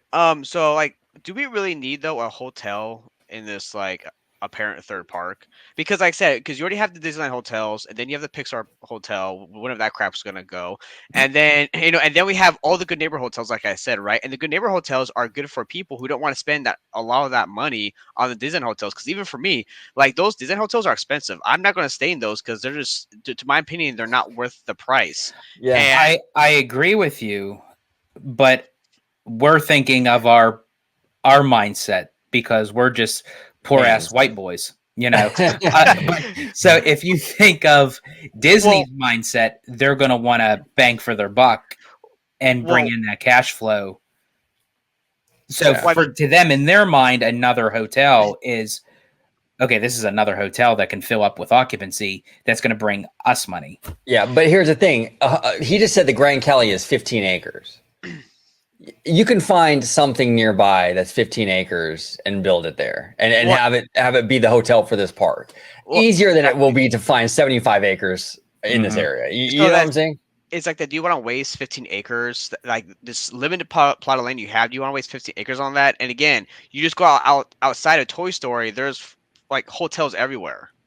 So that's what I'm saying. Do you really want to waste space of building a hotel in this third park? Yeah, it's interesting. We'll see how that all shakes out. Understand correctly, looking at this concept art, that their plan is to build a hotel that is twice the size of the Grand Californian, with included retail and probably some mixed use, some entertainment, but nothing in the way of theme park. And then there's the Bullseye parking lot. We have crossed the concrete wall there. Across the way there's the drop off and pickup for bag check for Toy Story lot, and then all of this is the Bullseye really quick section. I mentioned earlier that you could Disney, if you do exactly what Dave just said right now, I'm sorry, I love you, but that would be the dumbest decision you would ever make. This was a landmark. And just to be clear, Dave isn't suggesting that they should do that. He just thinks correct. Yeah. Just that he mentioned. So Disney, if you heard Dave that's a possibility, don't let that be the possibility. That would be the dumbest decision you would make. You would literally turn this landmark decision that you would actually be expanding Disneyland into a cluster, you know what. Well, and this is the thing too, it's something to think about, right? They can't do drone shows over Disneyland Resort because of the no-fly zone, right? Apparently. Right. So, but they could do them in here, probably, right? I'm sure this is far enough away where they probably could. So now here's the thing. That's what makes me nervous, because they're doing a drone show at Disney Springs over in Florida. So is that the plan? To build a Disney Springs and then have this theme park stuff sort of interweave with it, like drone shows and things like that? I hope not, but it's a possibility. Right. Go ahead, Webba. Well, when I was up at downtown Disney just the other week, right? I actually took a picture of it. I was gonna send it to you guys because I was gonna make a joke out of it. But literally, I'm sitting there. I look up. Literally, I'm in the Esplanade by the gates of DCA. I'm looking up, and what do I see? Oh, look, there's a plane going right over the entire resort. So I don't know if Disney has because I don't know at all. But is there certain legal stuff or whatever that only certain planes or helicopters can fly over the park, or can everything? Because OG, like you, I've seen stuff fly over there all the time. So have I. There's got to be some sort of what's the word? I don't want to say loophole, but exceptions, so to speak. Now, Mike, you had mentioned about, is Disney really going to spend all this time with this extra land to put in a hotel when there's hotels on Harbor Boulevard and what have you, and cheaper the too. the Disney Good Neighbor hotels.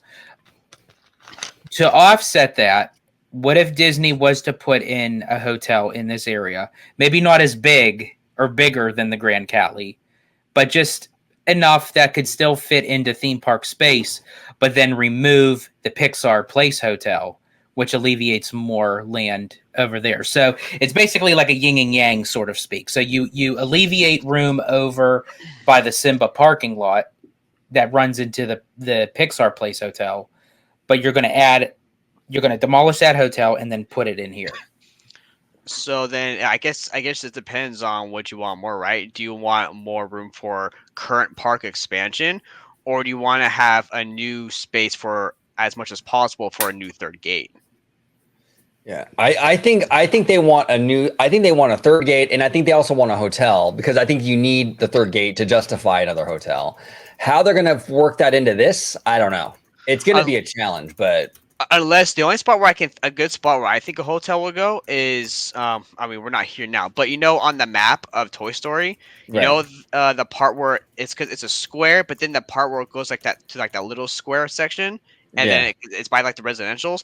Maybe that little square section, they could probably have a hotel there, and on the opposite side, on that probably street there, they can have that's where the entrance probably. I don't know. Could be.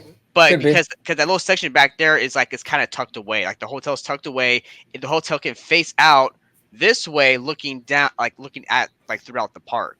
Right. Yeah. Yeah. There's possibilities here, and look, Disney can get very creative when they want it. We've seen them reroute or shorten the rivers of America to put Batu, and they did a great job with it. When they really want to do something, and when they want to impress and do it well, they can do it. I have faith that they will do something if they want to, but I don't know. We'll have to wait and see. I don't know. That's the caveat though, when they want to, because sometimes they'll phone it in too. You know what I'm saying? Yeah, probably fit. Well, you could easily fit Galaxy's Edge just in that 1.5 of the bullseye lot. It is a sizable space in and of itself, but it too suffers from a similar issue with regard to the residential zoning.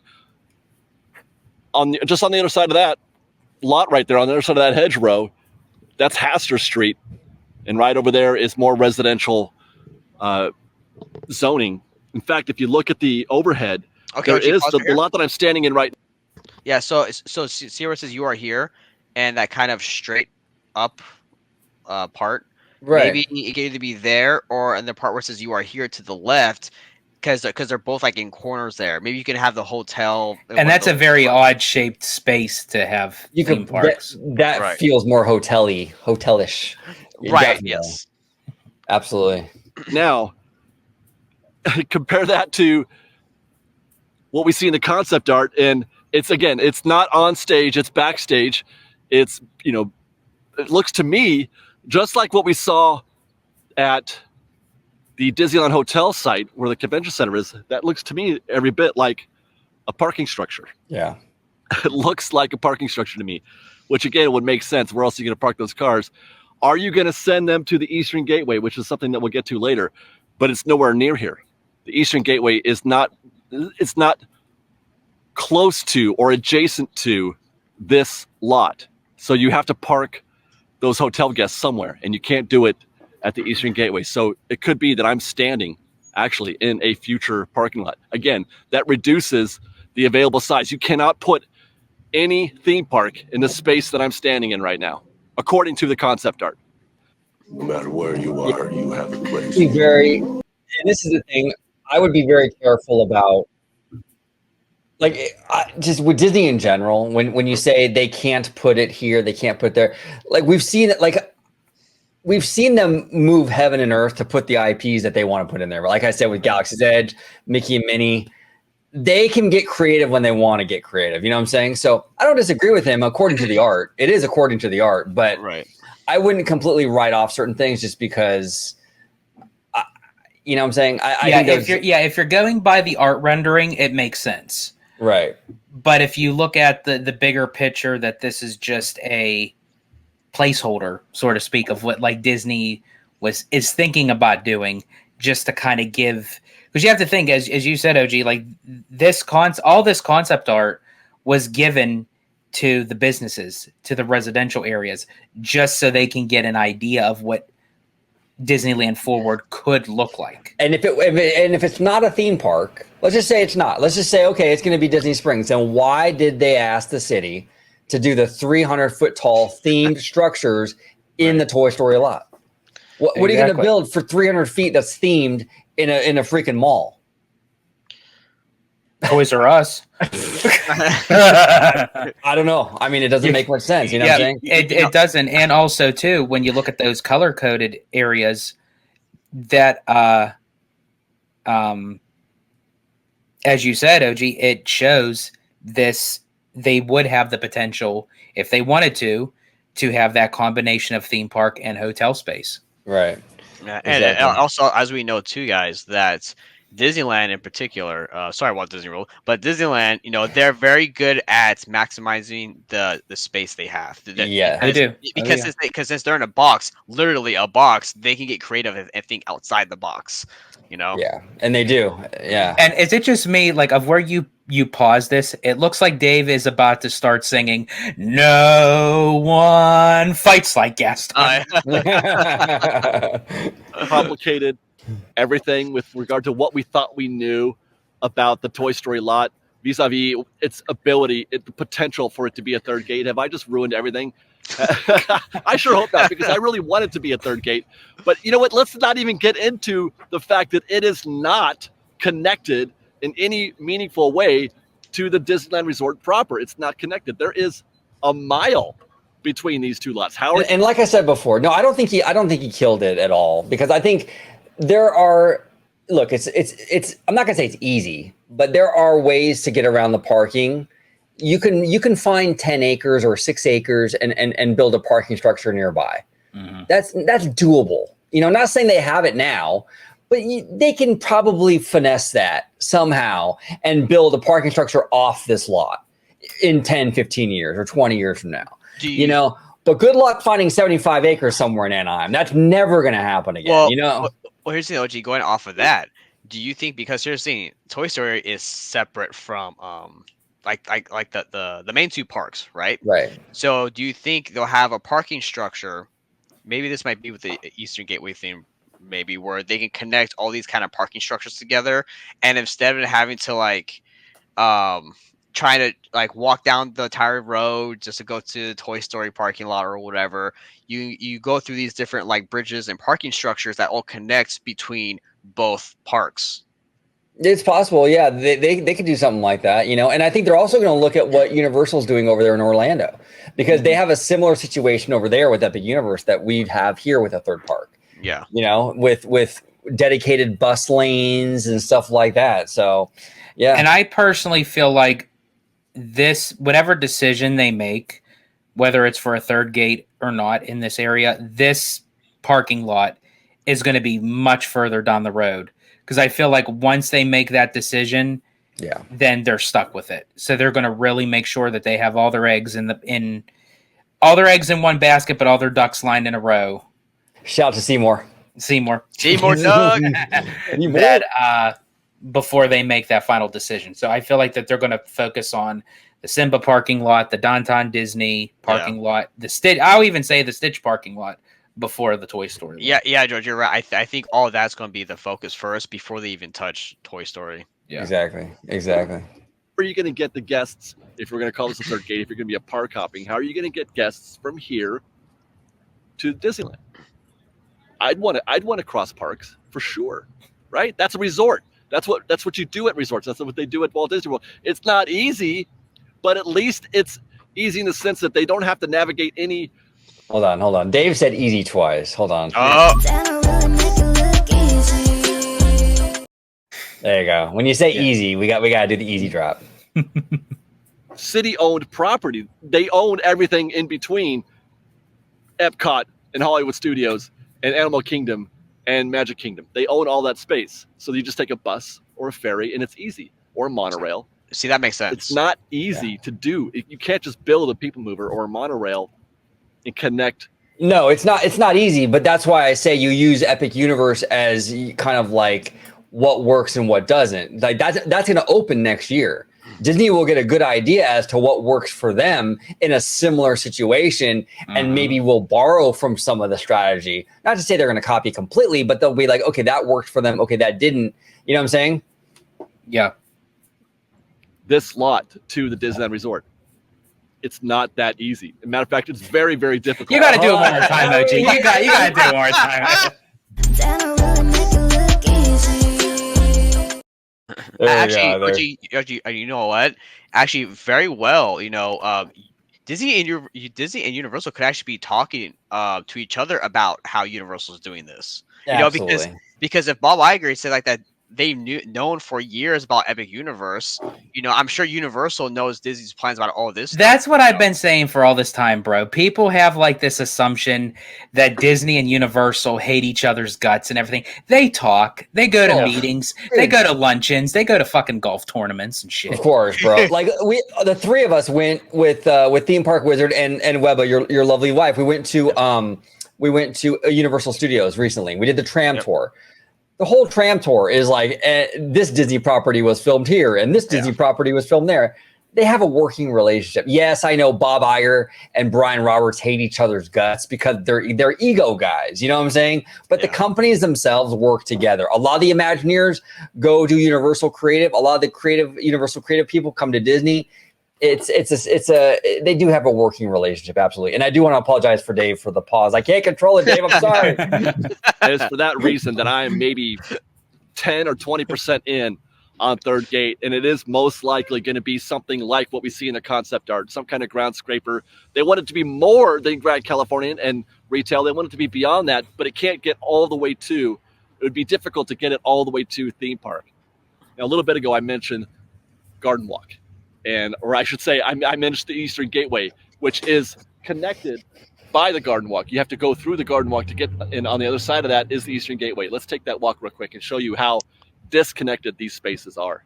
And just to get our and just before he goes any further, just big shout out to Dave. This is a fantastic video. Yes. Yeah, really absolutely. good stuff, and he's really breaking it down. He's deep diving here. I love it. He's basically going through every nook and crevice of this area, and sometimes a lot of people need those visuals, you know, because anytime you talk about it and you say, you know, between Walnut and Ball and West Catella and South Harbor, and especially with me not being a local, I'm like, I don't know where the fuck any of that shit is. Right.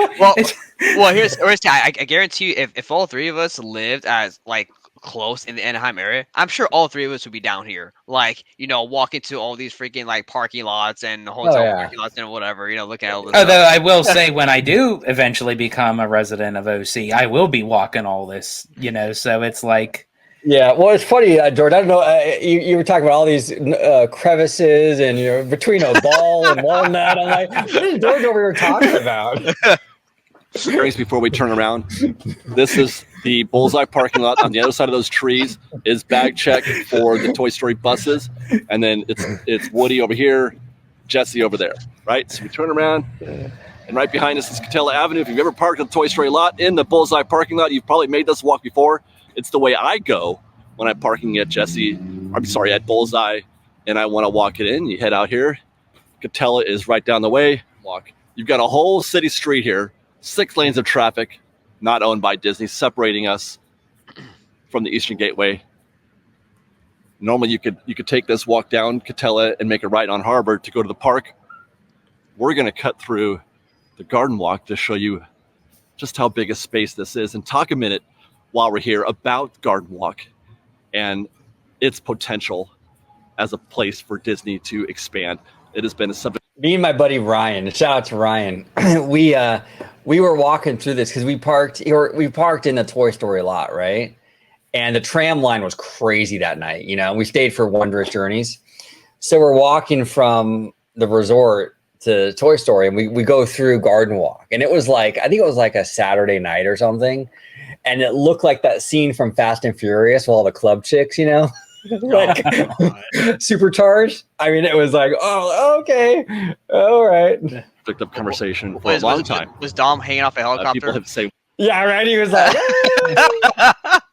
I can't believe Universal Orlando gave up Earthquake for that piece of garbage. That's ridiculous.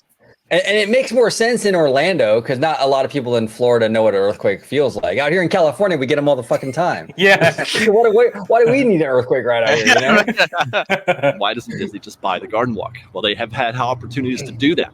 They have had a couple of opportunities to buy Garden Walk, and they chose not to. That's so weird. It has been put up for sale several times, and they didn't buy it, and they could have easily. Not to mention the fact that the Garden Walk has certain, as I understand it, I don't know if the word is easements or restrictions or requirements, but whosoever owns this property is required to also maintain or keep hotels. That is the JW Marriott right there. on the other side of the garden walk here. That property, that hotel is on property owned by the owners of Garden Walk, as I understand it. And bulldoze it. So I'm not sure that Disney wants to be in business where they have to maintain a third-party hotel on a piece of property that they own. That could be one of the reasons why they have chosen not to try to take over this space.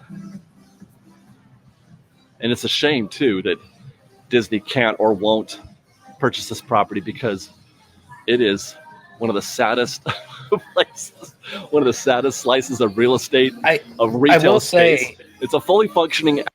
I mean, I can understand what Dave is saying, but at the same time, if they were to use Garden Walk sort of as the Downtown Disney 2.0 shopping plaza, I mean, you get all third-party vendors and shopping companies, that come in, like all the stuff that's in Downtown Disney. They're partnered with Disney. Disney doesn't own those. So even to that hotel, I don't think Disney would mind partnering with them if they knew this would become eventually a Downtown Disney 2.0. Well, I know Universal partners with third-party hotels like Lowe's, right? Yeah. And in Orlando, but the Disney World, are all those hotels Disney, or are some of them third-party on property? I think actually some of them are. There's the Waldorf, I believe, is close by the I don't know if it's on the property, but the Hilton. The Hilton Head is on property. Yeah, it's part of the Disney Springs area. It's on Disney property, but it's third party. Yeah, I think I would respectfully disagree with Dave. I don't think they're as opposed to that as he might think they are. Outdoor mall, right? But there's nobody ever here. I can't remember the last time I've been here when there was any kind of presence of crowds. It is the middle of the afternoon right now. It is 2:00 in the afternoon. There should be some. I didn't realize here, Dave walks that fast. All the restaurants are open. The shops are open, I think. But there's nothing happening here. The only thing that ever happens here is at the House of Blues and perhaps at Bolero. This would be a so much better Downtown Disney. Oh, yeah. Because you could buy this property, then you can totally raise it and just build your own shopping center here. That's what you should do. Instead of wasting 75 acres over there in the Toy Story lot for that, do it here. Right, and then our current Downtown Disney, if you want to, you could get rid of that and make some of that theme park space, for attractions and stuff. Right. So that was a just over 4-minute walk to go end to end. We have now reached the end of Garden Walk, and on the other side of the street right here, that is the lot that is the eventual home, or part of the eventual home, of the Eastern Gateway, or what would be. That's a healthy walk, 4 minutes plus. I don't know what that is in miles or distance, but it felt like about a half a mile, I'd say. Nope. So hold on, boys. Okay, so with that, right? That parking lot that we were just looking at, that's supposed to be the Eastern Gateway project, correct? On the other side of the Garden Walk, I believe. Yeah, the other side of the Garden Walk. Yeah, it's over by Eastern Gateway. Will be kind of over by where the IHOP and all that stuff is. Right. So if that kind of connects to that, and then that gateway can connect to then where the Esplanade and the parks are, then that's how you would get people probably across. Right. Exactly. It's a perfect connector. Right. Yeah. They hopefully they've managed to figure that out. And I'm sorry. Again, Dave, I love you, man. Honestly, as I said, you did a phenomenal job and everything. But I think it's so funny when he said it's a 4-minute walk. And I'm like, 4 minutes for me? 4-minute walk, that's like nothing. Yeah. Oh, yeah. No, it's not too bad. When you're talking, you're right, George. When you're talking about Disney parks, a 4-minute walk is, we walked way further to go to the Queen's Inn and, and that was a long walk, but it wasn't I know we're young and healthy, which is, not everyone is fortunate enough for that. And I understand that. I respect that. But even that though wasn't bad. And it's triple the length. Probably it's way more than 4 minutes. And also, too, that if Disney does acquire a garden walk and turns it into a downtown Disney, then at least people can still feel, hey, it's a 4-minute walk. I'm still walking in Disney property. Yeah, Well, exactly. Exactly, and for me, that's my whole thing is like that. With like this third park and all, and the transition between the main parks and then that park, I still want to feel like I'm in that Disney bubble, right? Well, yeah, exactly. And then if you buy Garden Walk and bulldoze it, but build a new shopping center, you can maybe incorporate like a tram path alongside or something to get people from this to that. And you can work stuff in there. You know what I'm saying? Like they have to remodel they can't leave Garden Walk the way it is. It looks really bad. So they would have to they would probably want their own mall. And so they'd bulldoze it, and then you can redesign it with transportation. Go ahead, George. This is going to be a very controversial question, and it's a very far-fetched topic, but do you feel like Disneyland Forward, because they're saying this is going to be 40 some years in the making, that eventually Disney is eyeballing somehow, some way, as time goes on? Now, we're thinking of the mindset of today, but looking into 40 years into the future, right? In Disney as a business, looking into many years ahead, they want to actually own majority of what all Anaheim is right now. Not the whole entire Anaheim, but this whole area. Yeah. Oh, I'm sure that would be. I'm sure they would love that. It's hard because there's a lot of these businesses that will refuse to give it up. No matter how much money you throw at them. Go ahead, Webba. And sorry, OG. And on top of that, again, like you're right next to the freeway too. Yeah, so, sure. I'm not sure. Like, I mean, again, like Disney, though, they're very creative. They can do what they can. But honestly, that's actually a plus because, I mean, they're not like right smack dab up against the freeway, but that's how Walt actually chose the land for Walt Disney World.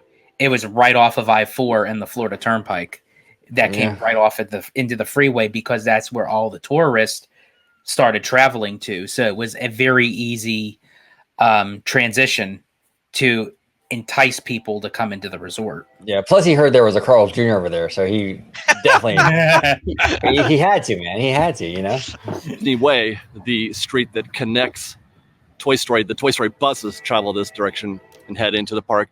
Disney Way and Harbor Boulevard, and we're walking parallel to this path here. If you've ever seen the animatic that Disney created for the Eastern Gateway project many years ago, and you see those humanoids walking down the path, this is approximately where you see them walking initially. Okay.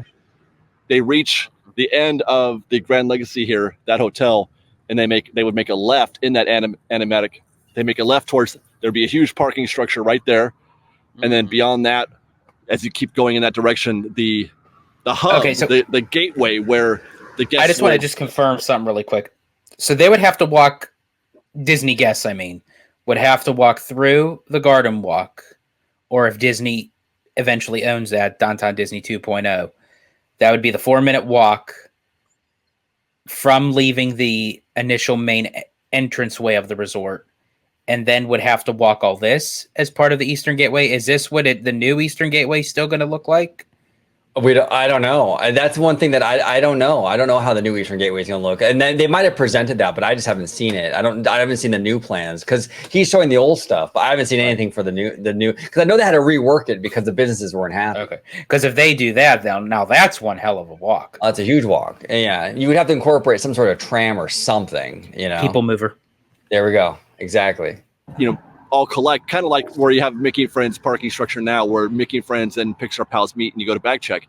They would collect there and then walk a path down this route that would connect to Harbor Boulevard, to which I will take you next. Along the way, let me remind everybody, I neglected to add that in addition to the Hotel Garden Walk having certain requirements as part of their ownership, it's not a very big space, really, when you think about it, especially when you consider that it's bordered by a bunch of hotels, the Anaheim Hotel in this shot, and then a few others down the way as you travel down Harbor Boulevard. Those are independently owned. Disney would have no access to those lots either. So it's not like the Castle Inn. It's not like you could just drop theme park in there or really anything besides what is already here. It just does not seem at all the garden walk is about the only thing you can build here, I guess is what I'm saying, or more hotels, I suppose, or parking. But that's what I would do with that space. I wouldn't use that for theme park space. No, and that's what I'm saying. That's why when you're talking Toy Story lot, and then you're like, well, we have to put a parking structure on the Toy Story lot. No, you don't. That's what we were saying. You can buy up some of this stuff nearby the Toy Story lot, use that for parking, and now you free up another 5 acres, off the main lot. So. I don't know. And believe me, a lot of these places won't sell, but a lot of them will too. You throw enough money at them, I'm sure they would. It's where if they did buy it, they would turn it into a parking lot and then let Toy Story become whatever it's destined to be as part of Disneyland Forward. But again, that ignores the commitments that are necessary for like the JW Marriott, the hotels that are on that lot now. There has to be a commitment there, and they can't just turn the garden walk into a parking lot, I don't think.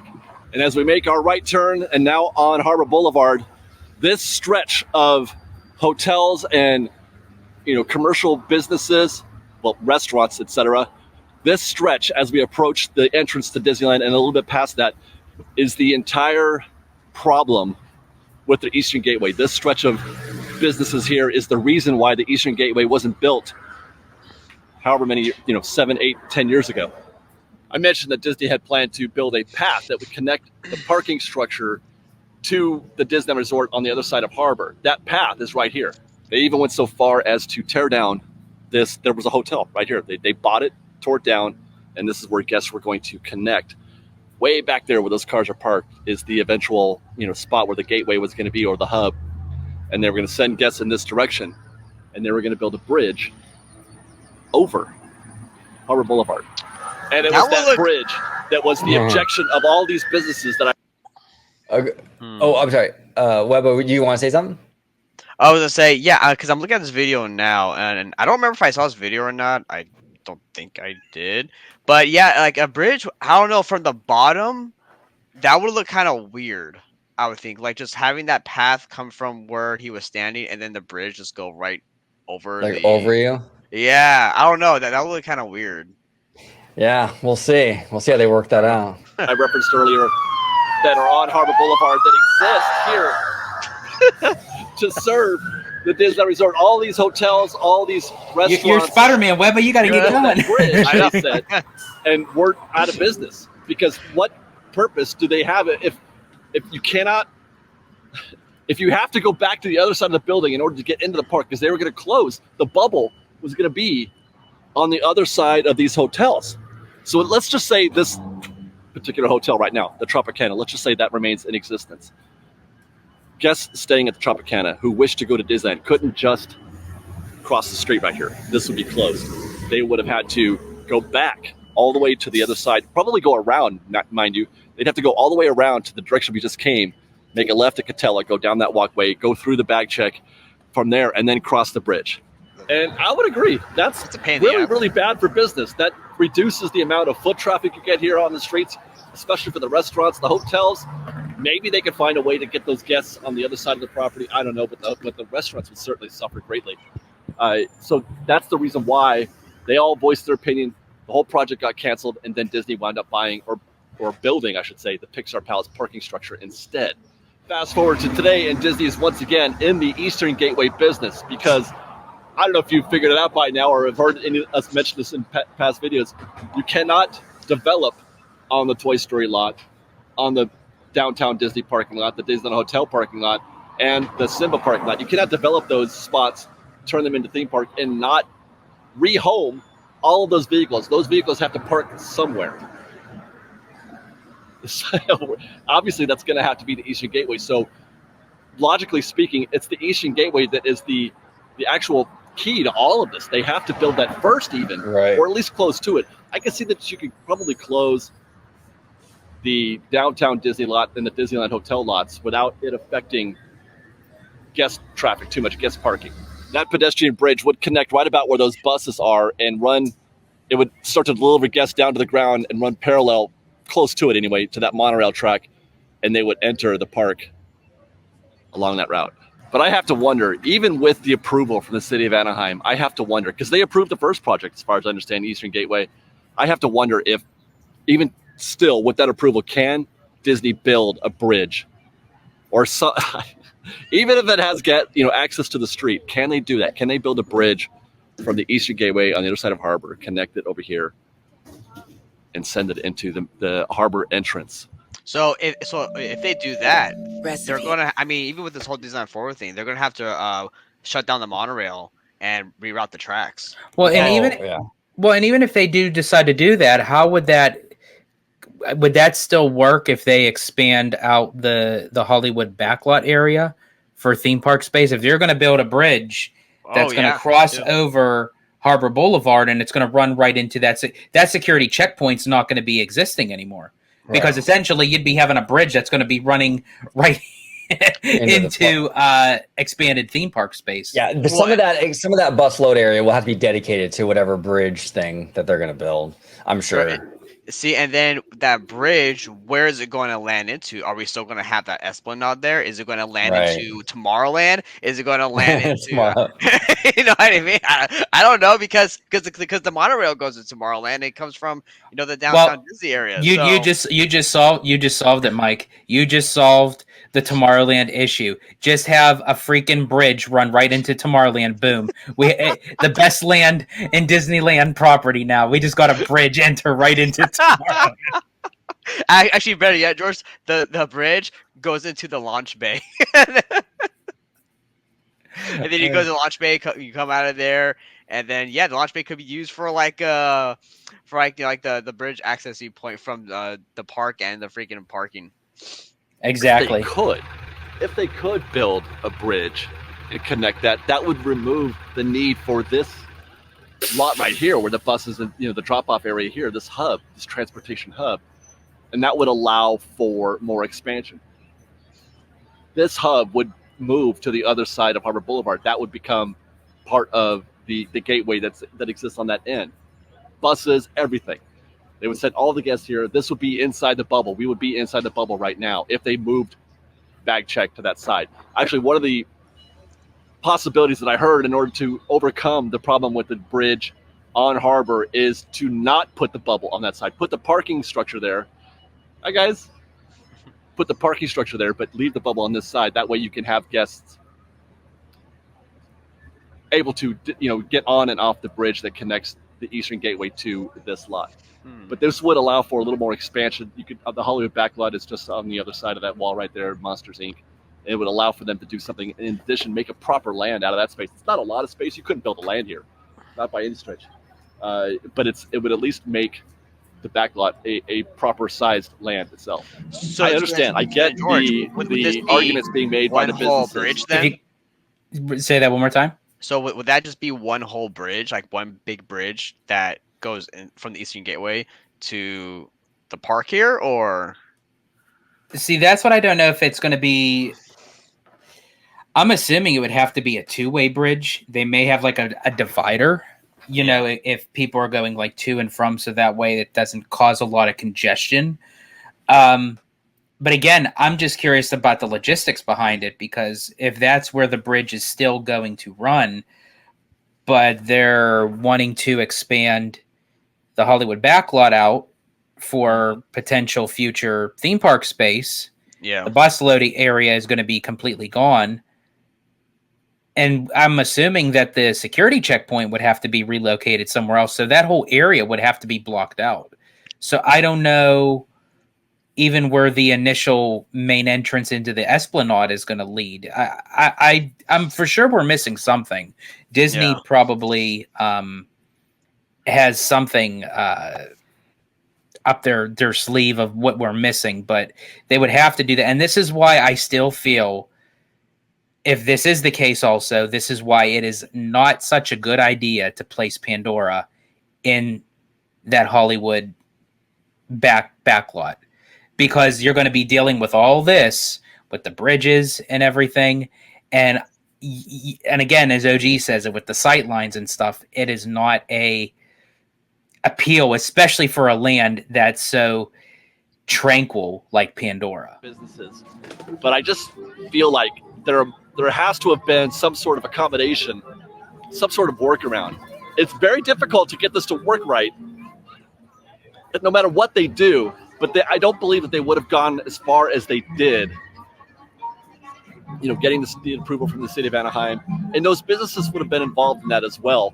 Obviously, they're the ones, they had enough pull, enough weight to cancel the first deal. They could just as easily do the same here, right? So some kind of accommodation had to have been made, and it's very likely that it could be what I just mentioned, that they would move the bag check, the bubble, I should say they would leave it here and not move the bubble back to the Eastern Gateway side, the harbor side of the parking area. Can I say something? That seems to be the most. Okay, could we talk about right here since he's in front of DCA? Actually, George, do you remember when I pointed this out to you when you were here and we walked to it, which was the new, gates that they had on the right side? Right. So, do we know at what point they're going to fully turn every turnstile into that new gate system, and then along with Disneyland's entrance as well?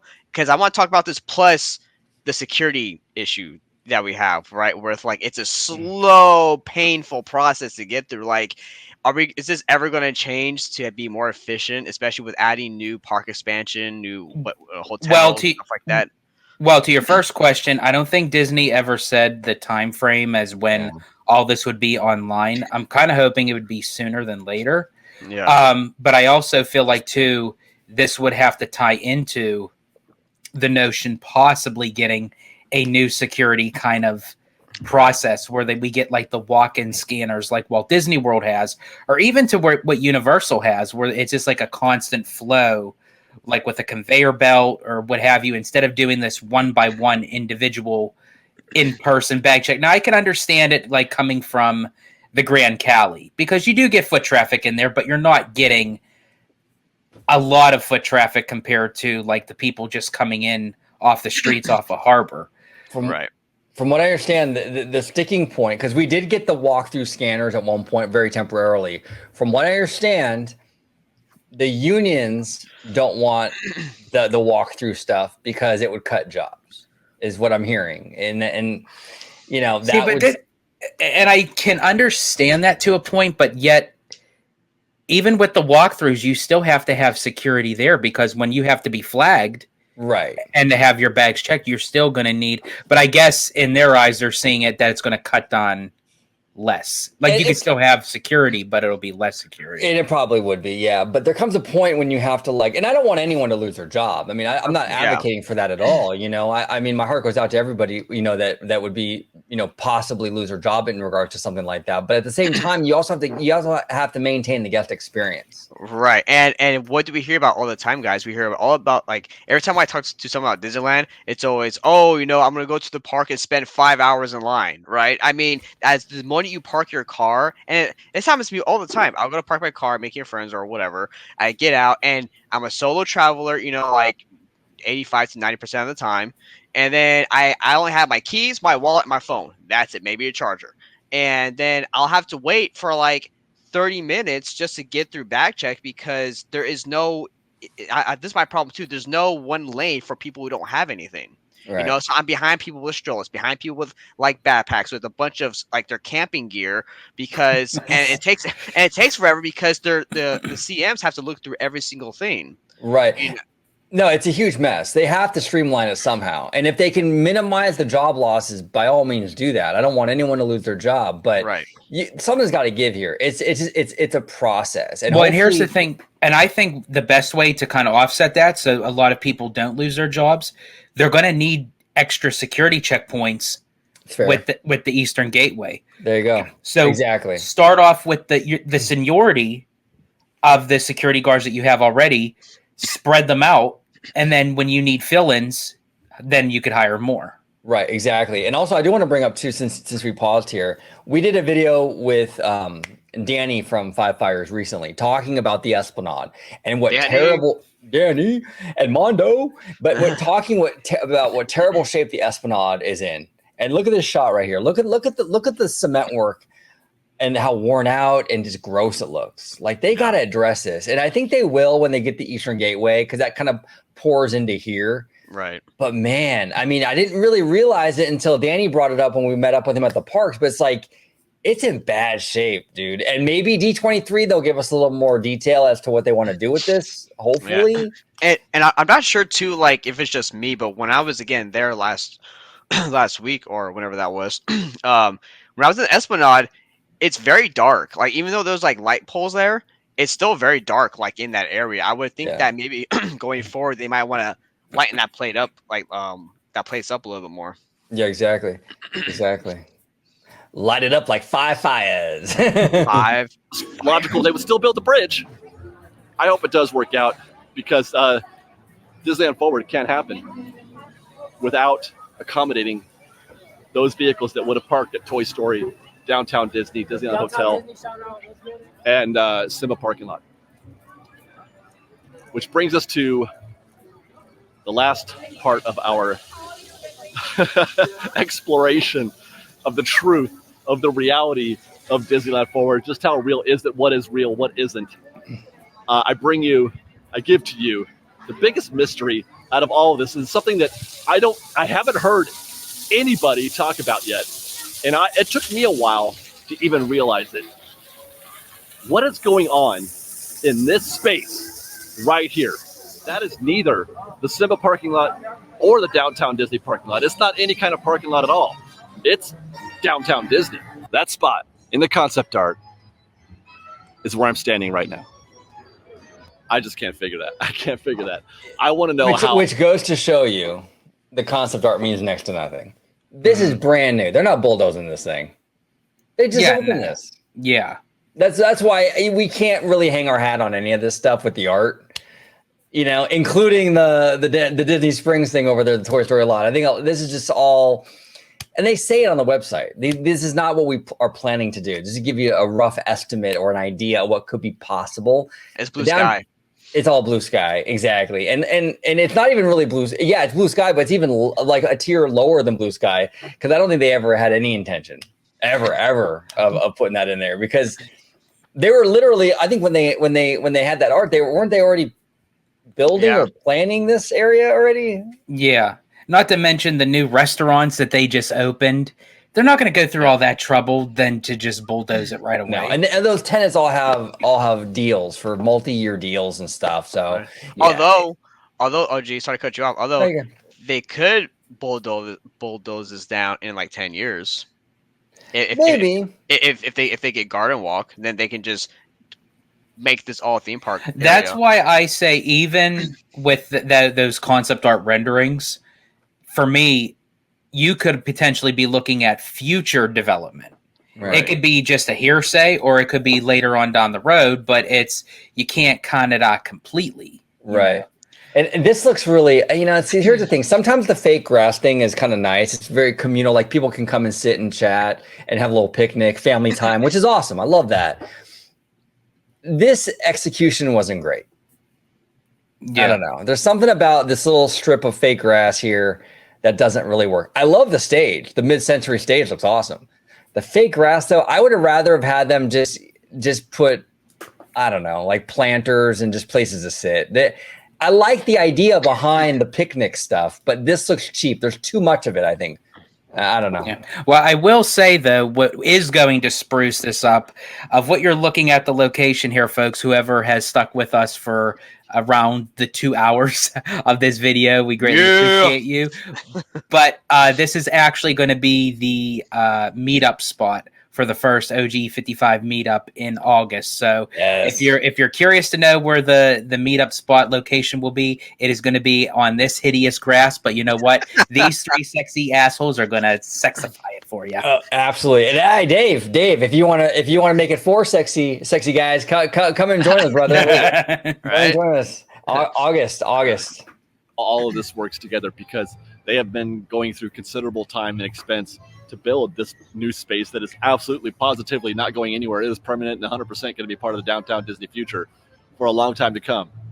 But this concept art does not in any way give me the idea or give me the sense that it's not being considered theme park in here.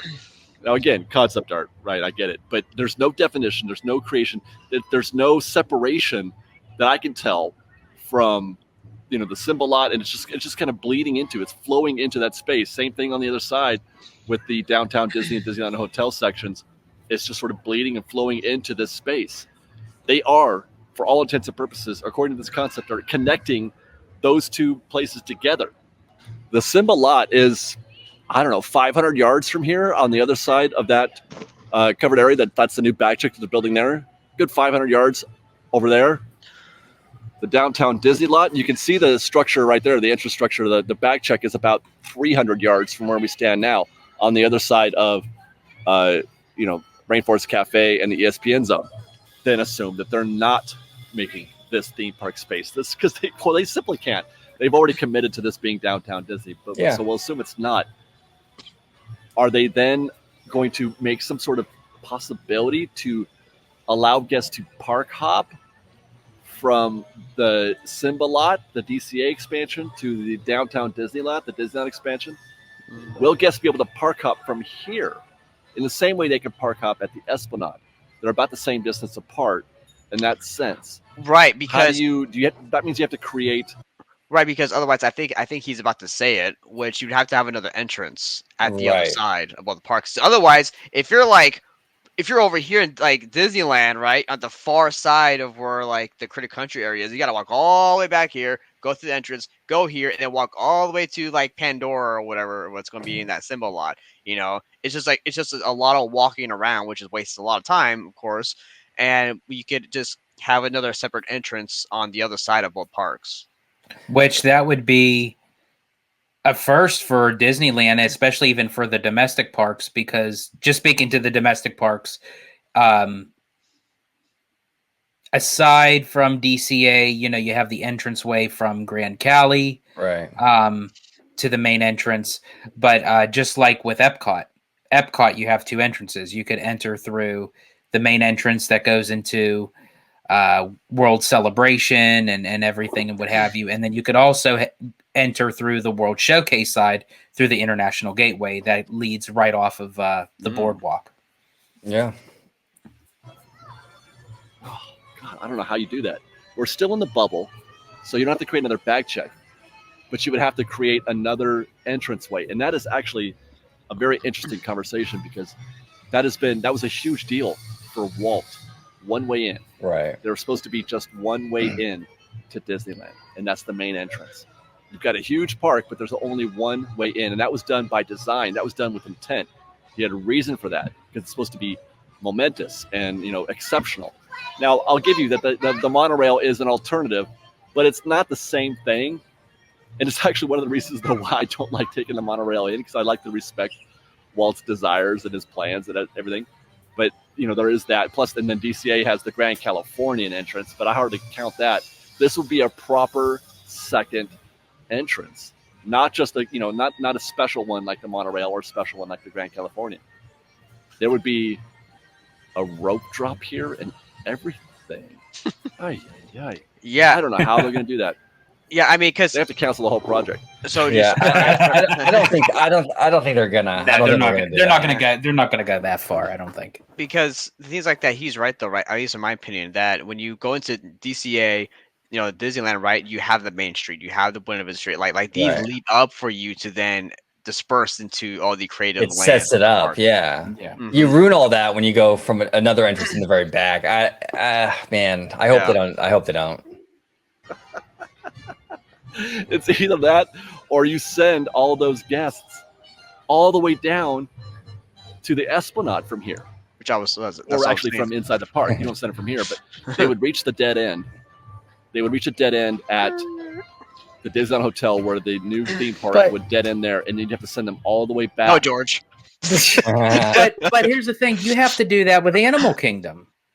I mean, Animal Kingdom's massive. It's 500 acres. Right, yeah. So it's a one way in, one way out. So you can't necessarily say the distance because you're adding more theme park expansion, that, okay, well, you absolutely have to have two entrances and two exits. You don't have to. And this art means, honestly, this art means nothing. At the end of the day, the art means absolutely nothing. We're seeing it in real time with this downtown Disney stuff. None of that is even, I mean, in order for the connector to happen, wouldn't you need the middle part of it? And it's taken up right now. Go ahead, Webba. Well, I say, well, with Animal Kingdom though, again, I haven't been there, but is Animal Kingdom more of like a circular park, or is it like because if we look at this map, right, it looks like Disneyland and DCA would be like a horizontal extension of each other. No, Animal Kingdom is more oval rectangular, like stretched. Okay. Yeah. It's a beautiful park. I love that place. Which I guess you're already doing. If you're in Galaxy's Edge, you have to come back out. Maybe that is the solution to all of this. Yeah, I think the solution is Disney's going to make you walk. In my opinion, I don't think they're going to do a. Well, I mean, probably entrance. OG because apparently they're so concerned about our waistlines. So Right, exactly. They are very much so. Exactly. Christine McCarthy. Considering that possible solution, I'm still wondering how it was that they very clearly thought that this was going to be theme park space. All you have to do is look at the other the other materials that came with the concept art, the map, the zoning map that they drew.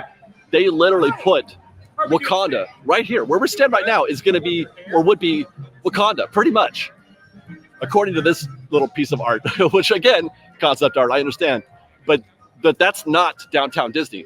That is theme park. But it's not even concept art, though, in my opinion. It's literally something they drew up just to let the city know what is possible. Like, they had no intention of any of this becoming a reality.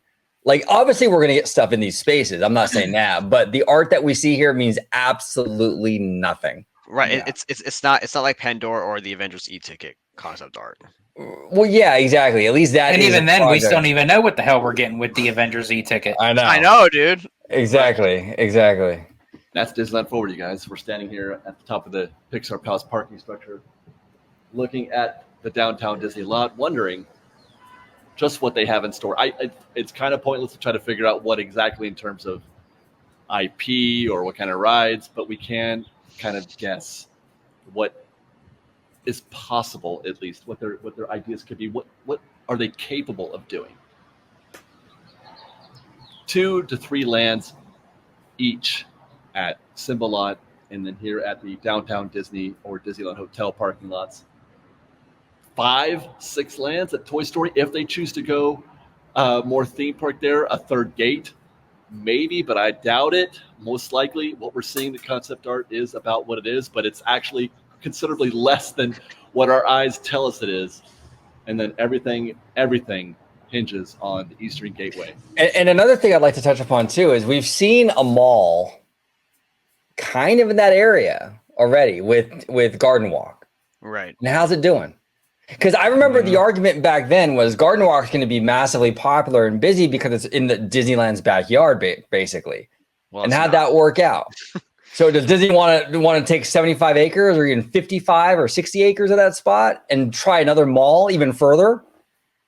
Yeah, I don't personally feel like it, and that they're going to do that. And I have to respectfully disagree with Dave in the notion where I feel like that he, and I could be wrong, this is just how I'm reading the video, that he's kind of taking this art or rendering, so to speak, verbatim. Like, he's basically looking at it saying, not fully that's what it's going to be, but he is surmising that, you know what, okay, because they're showing a shopping district in the Toy Story parking lot, that's what they're going to go by. It may not look exactly like that, but that's what they're going to go by. I think he's not looking beyond really of what this is going to be. Well, yeah, I can't see them doing that, but maybe they will. Who knows? But I can't see it happening. Go ahead, Webb. I'm sorry, brother. Oh no, I'm taking this video as is not really he thinks that's what it's going to be, but more so if that is what it was going to be, right? If that concept art was concrete, then he's showing us, okay, how can this be where it's going to go, so on and so forth. But obviously, it's not concrete. I think we all know that. I think even Dave knows that.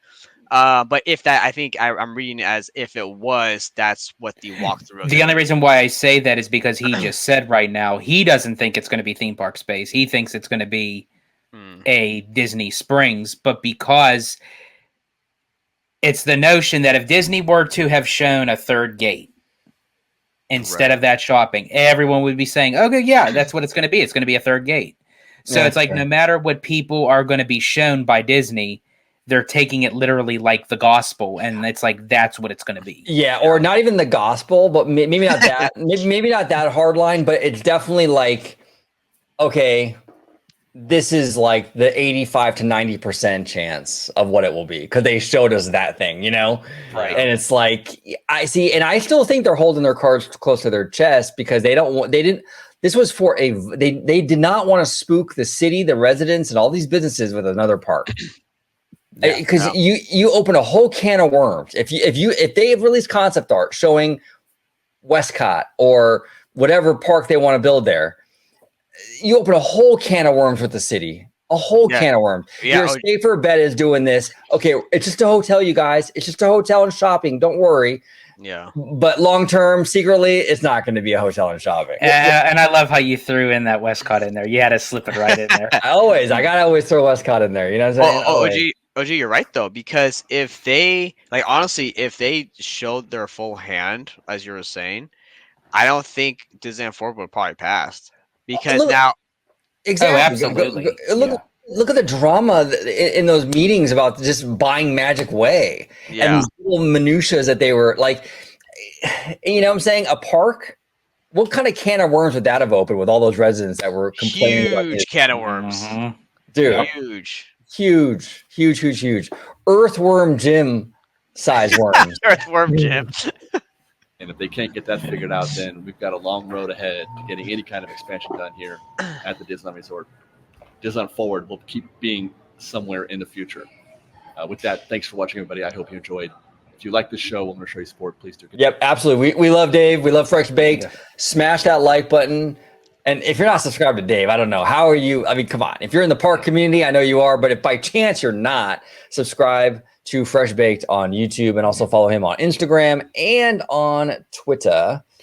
And that was a phenomenal video. I love how he broke down everything, literally from the parking lots to Garden Walk to the Eastern Gateway into the parks themselves, the Esplanade into downtown Disney. I mean, he went all the way around that whole entire perimeter. And so I give it to him on that. And also, I want to say too, also, I really love his construction videos because, you know, I mean, here's the thing. Obviously, everything we see around us, right in the world, even theme parks, it's all from construction, right? Yep. You know, and it's like from watching his theme park videos, I've been way more appreciative of the art and the ability of construction as a whole, because it's amazing watching like these people who do this job and constructing things, you know, like how they can maneuver things around, get machinery in there, get it out, you know. Right. It's very interesting. So him doing all this stuff like for construction, I'm like, wow, that's actually really amazing that we can do that. You know, that's so cool. Oh no, Dave is the GOAT when it comes to the construction stuff. He's absolutely the GOAT. I remember watching him with the Knothole Gang, with him and Ian sitting on top of the Mickey and Friends structure. I remember that. Right, videotaping the Galaxy's Edge construction and stuff. So he does great work over there for sure. And I'll be linking this video in particular down below, so make sure you check it out if you haven't already.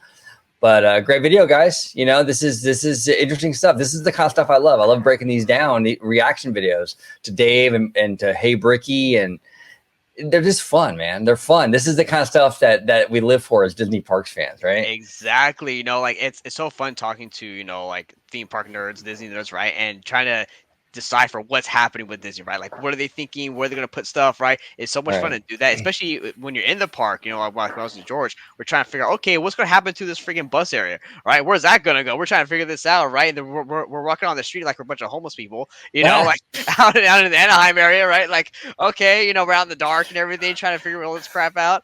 But, you know, and then we went to downtown Disney looking at everything, like the bridge that's there, that now George didn't even know about the bridge, right? And I was like, no, I didn't. Bridge. So it's like, it's very interesting. I love talking about this stuff. It's so much fun. Which I do think that's the route that they're going to end up going, I think, with bridges moving forward, is to give them that facade. Yeah. That it's not actually a bridge. They're going to have to. They're going to figure something out with that, yeah. Because even, I mean, honestly, the downtown Disney Bridge, They do a pretty good job at closing out that outside world. You don't even really realize it, you know? Yeah, because as I said, up until that day, till Mike told me, I wouldn't have never known. Yeah. If he didn't say anything, I probably would have just saw it as just Downtown Disney. I would have never known. Right. I'm standing up on a bridge. Well, see, the thing too with that is also you don't know it's a bridge either because you don't feel like it's a bridge. Because when you think of a bridge, you think of like an archway or something sometimes like that, or or for example, just like a regular bridge, there's like nothing surrounding it, like where this bridge is. But this bridge, when you're coming from downtown Disney and you're walking to like the Lego store and everything, it doesn't. You're not feel like you're walking over something. Right. Either. It's like flat across. There's nothing like above you like that, you know? Right. Exactly. Yeah. Yeah. We walked the Golden Gate Bridge a year ago, last April. And boy, you feel that one. That's a bridge. Woo, Ooh, man. that's a bridge. I was kind of like, oh, I'm not getting too close to the end, to the side. I'm like, oh man, that's a bridge. But gentlemen, fantastic time talking shop, breaking down the Fresh Bake video. George, I will start with you, the Italiano. If you can let everybody at home know where they can find you on social media. Absolutely. You can find me on X, formerly known as Twitter, at Disney George. You can also find me on Instagram under the Disney Italiano. And of course, you can find me here on my home base at Orange Grove 55 with Citrus Corner, with all that sweet, juicy, but sometimes sticky Disney news and info. There he is. And down below, Mr. Michael Webba, our friendly neighborhood Spider-Man. Mr. Webba, thank you for joining us, brother. If you let everybody at home know where they can find you on social media. Absolutely. Well, I just want to first say, OG and George, thank you so much for having me on. This stuff is always great to talk about. I love talking to both of you gentlemen. And so, yes, you can find me on Instagram and Twitter at webslinger760, Mr. Webba. And also, you can find me here on OG55, where I come in web slinging into the action, guys. Oh yeah. And thank you all so much for watching. Comment down below with all your speculation, opinions, and thoughts about Disneyland Forward and everything we discussed today via Dave's great video. We'd love to hear from you. Thank you all so much for watching. OG55. Like iced tea, I'm OG. Like iced tea, I'm OG. Like iced tea, I'm OG. I'm demon like IT. Got more juice than high C.